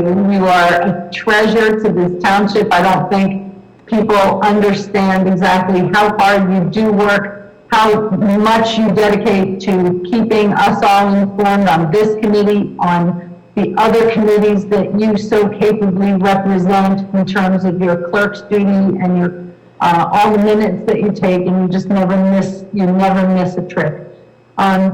I don't have much to say about what we ourselves have accomplished, other than I hope that along the way we have provided a forum for our residents to feel as though they are heard. We value our 10,000 residents, our 4,000 households. These are the most important things. This is the reason why we do what we do. And yet, at the same time, as Stacy hinted, I see this tiny township committee of 5 people all of a sudden trying to take on the world, and that's not our job. We have paid professionals who are so highly qualified that they are the ones who really should be charged with keeping this township on the straight and narrow. As our dear, beloved Ronald Reagan said, the most dangerous words in American English are, "I'm from the government and I'm here to help."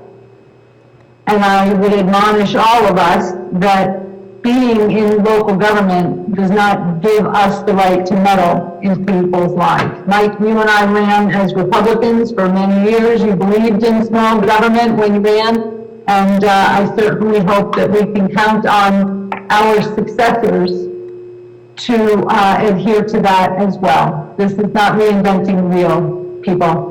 I look forward to watching Ashley and Mark in action. I know they are strident conservatives. They will do the best to represent the people that they promised to serve as well, and I look forward to their contributions to our local government. So thanks for the opportunity to serve. Thanks for the opportunity to express my thanks. And I will be done right there. Thank you. Thank you, Karen. And I had drafted a 40-page final statement, but I think considering the hour, I'll winnow it down to a quick couple of comments. You know what, go for it. You served 6 years. This has been a year like no other. There were two 800-pound gorillas in the room, the pandemic and the affordable housing. And I heard someone say somewhere that, and I think it applies to us on the Township Committee, that the worst money I ever spent was when I went out and bought an annual planner for the year 2020, because nothing went according to plan. But that doesn't mean that a lot was not accomplished. And I think I'd just like to try to hit on a couple of those accomplishments that stick with me. Regarding the pandemic, I just want to thank and recognize all the frontliners and all of our first responders.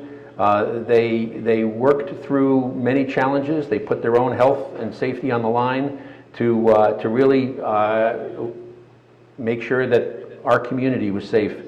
In the course of the frontliners, working the cash registers at many of our local stores, so we were fed and taken care of. So thank you very much to them. Thank you to all the residents that rose to the challenge of the pandemic. It's impossible to list the number of community-based efforts that went on during this past year to collect food, to deliver dinners, to make masks for the community. So thank you to all of those. Thank you to just all the regular people who wore masks and stayed 6 feet away from people for almost this entire year, just to be considerate and safety conscious of our fellow community members. So thank you for that. If this coronavirus pandemic had one silver lining, it was one that I was happy to be involved with, in that I think I broke the record for the number of weddings performed by any Chatham Township mayor in recent memory. We had brides and grooms who were forced to postpone their elaborate weddings, but they didn't want to postpone their marriages. So I was the beneficiary of that and presided at, like I said, probably more weddings this past year than any other recent mayor that I've talked to. The environment was a big winner in Chatham Township in 2020. Our Environmental Commission passed a plastic bag ordinance, which together with a number of our surrounding towns, and toward the end of the year, the state of New Jersey passed one statewide, and I think we can pat ourselves on the back for the example that we set and that the state followed. It's been touched on here tonight, but our professional staff, Bob in particular, has obtained $350,000 in grants to improve our police headquarters building and our municipal building. We have new LED lights, we have new boilers, we have new HVAC equipment, all of which is going to save us money every year going forward, and it was largely paid for by a grant. We saved new money for a new contract for electrical purchases that's going to save us money, and we're exploring the same thing for natural gas. We got another grant for $119,000 to improve the nature trail off of Hillside Avenue, so that work is going to be done in the year ahead, and again, a grant to benefit our local residents. Our township entered the electrical car era this year by accepting delivery of our first hybrid electric police car. So we're going to be looking at that and see how it works out for us and whether it saves us money going forward. The Dixie-Dale townhomes were mentioned. What needs to be emphasized is that 40% of that Dixie-Dale site is being preserved as open space, and again, another contribution to the environment in our town. And I think undoubtedly the biggest environmental victory that we recorded this year was the preservation of the 50-acre Ferber Farm property, which is the meadows and the woodlands located immediately behind the Green Village Fire Department headquarters. That went up for sale this past year. If it had been bought and developed, it would have drastically changed the whole character of the Green Village portion of our community. This property had always been at the very top of the list for our Open Space Committee. They had done their homework, they had reached out, they had made connections, and when it came up for sale, it ended up that PSE&G is going to buy it because they have to replace some wetlands that they had to encroach upon elsewhere in their service area. They are going to use it as a staging area for their monopole replacement project, which is going to install monopoles in their high-tension wire right-of-ways through the township and through much of North Jersey.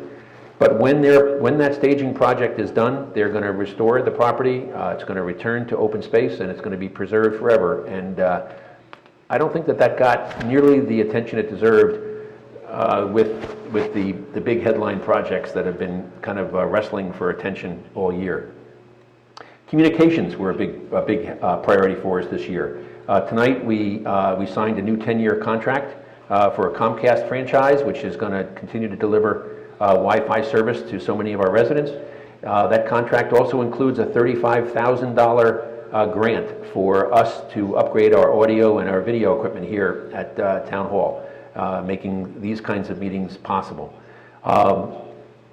We've had two new initiatives. Bob Hoffman was instrumental in starting a group of administrators called Muse for Morris, Union, Somerset, and Essex. This is a group of municipal administrators in all of our nearby towns who are meeting regularly, talking about common problems and common solutions. Similarly, I've been meeting weekly with the mayors of 3 of our other surrounding towns, and again, sharing concerns, problems, communicating, and I'm sure that's going to continue forward. We redesigned the township website, and that's not just going to better serve our residents, it's going to save us money because we brought the maintenance of the website in-house instead of having to pay an outside contractor and then the inconvenience of having to wait until they made all the updates and changes that we'd be making. We installed new computer services here at computer servers here at Town Hall. It was a decision that was made by Bob early in the year that we couldn't continue to go with our old ones. It turned out to be very prescient because without those enhanced servers, we would not have been able to expand the Wi-Fi throughout this building, and we would not have been able to do the Zoom meetings that we have been doing all year. So it made all that possible. It also installed much stronger firewalls for the protection of all of the confidential information of all of our residents. And again, a prescient decision because we've since learned that 2 of our nearby towns were struck with ransomware attacks, and they paid hundreds of thousands of dollars to undo the damage, and then had to upgrade their servers on top of it. So we were ahead of the curve on that. Nothing is more important in municipal government than public safety, and this year we signed a 4-year contract with our PBA that recognizes their professionalism, and it also protects our residents, both financially and from criminal encroachment. We did see an uptick in crime this year from some criminal crews that were coming into town deliberately to steal cars and attempt to break into homes. Our police department initiated some community policing and also some changes in their patrol strategies. They've arrested a number of suspects, and I think it's now up to us as citizens to follow the advice of our police officers and do a better job of locking our homes, locking our cars, taking the key fobs out of those cars. We recently, this past month, we took delivery of a $750,000 pumper for our Chatham Township Fire Department. This is specifically designed as a rescue vehicle to respond to traffic accidents and other emergencies, and it reflects the priority that we put on public safety.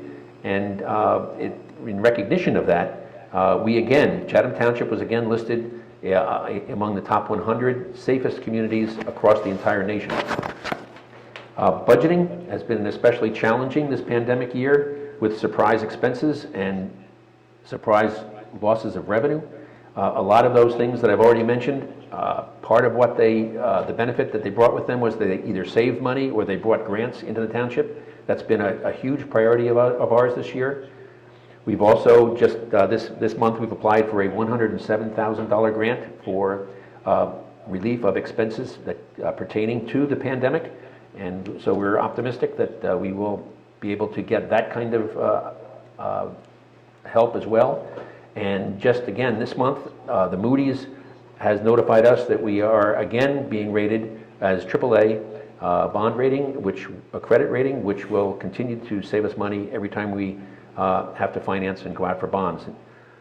Which brings us back to affordable housing, and I'm not going to recap everything that we started by saying in the meetings, other than to say that I'm confident that we are working toward a solution on the best affordable housing plan and on the best possible site for affordable housing in the township, and I'm optimistic that we see the success ahead of us on that.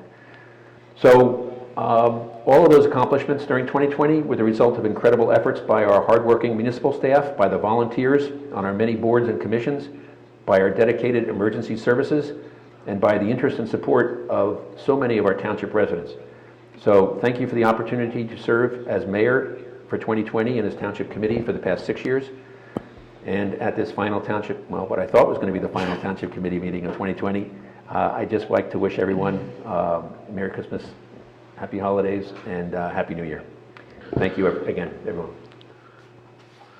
And Mayor, before we move on, though she's busy in the back running the video, Alex asked if I could pass on to both you and Karen that she says thank you for everything, and it was great working with both of you, and she wishes the best of you, wishes both of you the best of luck with everything. Thank you, Alex. Thank you, Alex. Which brings us to the last item on our agenda, which is the final hearing of citizens. And if anyone would like to ask a question or make a comment, now is the time to raise your hand. One hand up, which is Jen McNally. Very good. Jen McNally, you have the floor. At this hour, I will refrain from my comments, but I was going to address the issue very quickly, actually, of transparency. I think the transparency term may have been misconstrued here. I think people are demanding transparency and how they understand things are unfolding. Not that they think that there are backroom deals and other things, but I think transparency in helping people become more knowledgeable citizens. And I think to accuse your constituents of what was said previously is not something that I would find an elected official to be proper in saying to people. So thank you for your service. Mayor Kelly, thank you for your service. But I think accusing your constituents of what was said before was not appropriate for an elected official. And I think that when people are demanding transparency tonight when they spoke, I think they want transparency in how they understand the issues, how things are explained to them. I think that things have not been clear in what was said in the past, and I think people can go to the meetings. People may not be able to spend 4 or 5 hours at meetings like this and make things very hard to follow. So I think if we can move forward and have clarity, maybe some sort of different summaries, and the way people can understand the topics that are being discussed would be very helpful. And I think that the word transparency can be interpreted in many different ways. So on that, I will close. I do not want to have the final word in the last meeting of the year, but I might. And thank everyone for their service, and I thank everyone, especially, I know Greg LeConte, we talked a bunch of times during the year. You're probably one of the hardest working guys in Chatham, as is Mr. Hoffman. So thank you both for everything there, and to all the committee members, and have a great holiday. Thanks. Thank you. And Yeah, I believe this is Mr. Corrigan, 7778. Hi, this is Stuart Carr from 3 Crestwood Drive once again. Just wanted to follow up on the item that Rich Ryan brought up a couple of hours ago now. Wanted to get clear again on the anticipated timeline for the arm's length transaction for 522 Southern Boulevard versus the potential condemnation dimension. I may have gotten sidetracked with the tax credit thing, and Mr. Hoffman spoke to that. We are at the mercy of the state. I think we'd like to get some kind of an idea, order of magnitude-wise, how the arm's length into condemnation will unfold and over what anticipated time frame, and how does that tie in with the Judge Gauss and the special master various deadlines, please? I'll try to answer that for you, Stuart. In layman's terms, I think that we are in a negotiation stage with the owners of the Charlie Brown property, and speaking as as the mayor and as a layman in this legal process, I think that we probably will continue to talk to them as long as talking is constructive and as long as we're moving forward. So I think that it's difficult to give a hard and fast deadline for the end of negotiations. I think it's a open-ended process. Now, that being said, it's not going to continue indefinitely. I would, and at the point where we'll either reach success, which I hope we can, or we'll reach, it's be clear that we can't reach a success. And at that point, we have said that we will use condemnation because we are committed to that being the best site. It is for sale, and we feel that the alternative is to let the condemnation courts decide the fair market value if we cannot do that on a negotiation basis. So that's probably the best timeline that can be given for the first two steps. I think that the going to the far end of the calendar, so to speak, the end of the whole process is going to be the deadline for applying for 9% tax credits. This past year, that deadline was in September. So, but there's no guarantee that it's going to be in September again this year. They have not announced their deadline. And we have to make monthly reports to the courts on how we're making progress, and whether that progress is in the negotiations, the progress is in the condemnation process, or all of the steps that we have to be taken in this coming year. There's going to be monthly reports and monthly reviews, and so we are in the negotiation stage now. Probably the end of this whole process will be no later than September, and the exact dates for each phase of it between now and then, I think, are impossible to say. Anyone else? Greg? Any other questions, Greg? No. Okay. Very good. I think that brings us to the end of the meeting. Can I have a motion to adjourn? And a second? I think you should second it, Mike. Oh, that would be appropriate. Okay, I'll second it. And again, thank you, everybody, for the opportunity to work together this past year. All those in favor? Merry Christmas, everybody. Merry Christmas. We'll be back here again. I would like to see Albert's shirt. God. Merry Christmas. Happy holidays. Merry Christmas to all. Thanks, everyone. Thanks, everybody. Take care. John, you get a word in edgewise all night. Okay. I did. It was a busy Board of Adjustment meeting. Board of Ed. Very good. Good night, everyone. Good night. Take care, everyone. Good night. Bye now.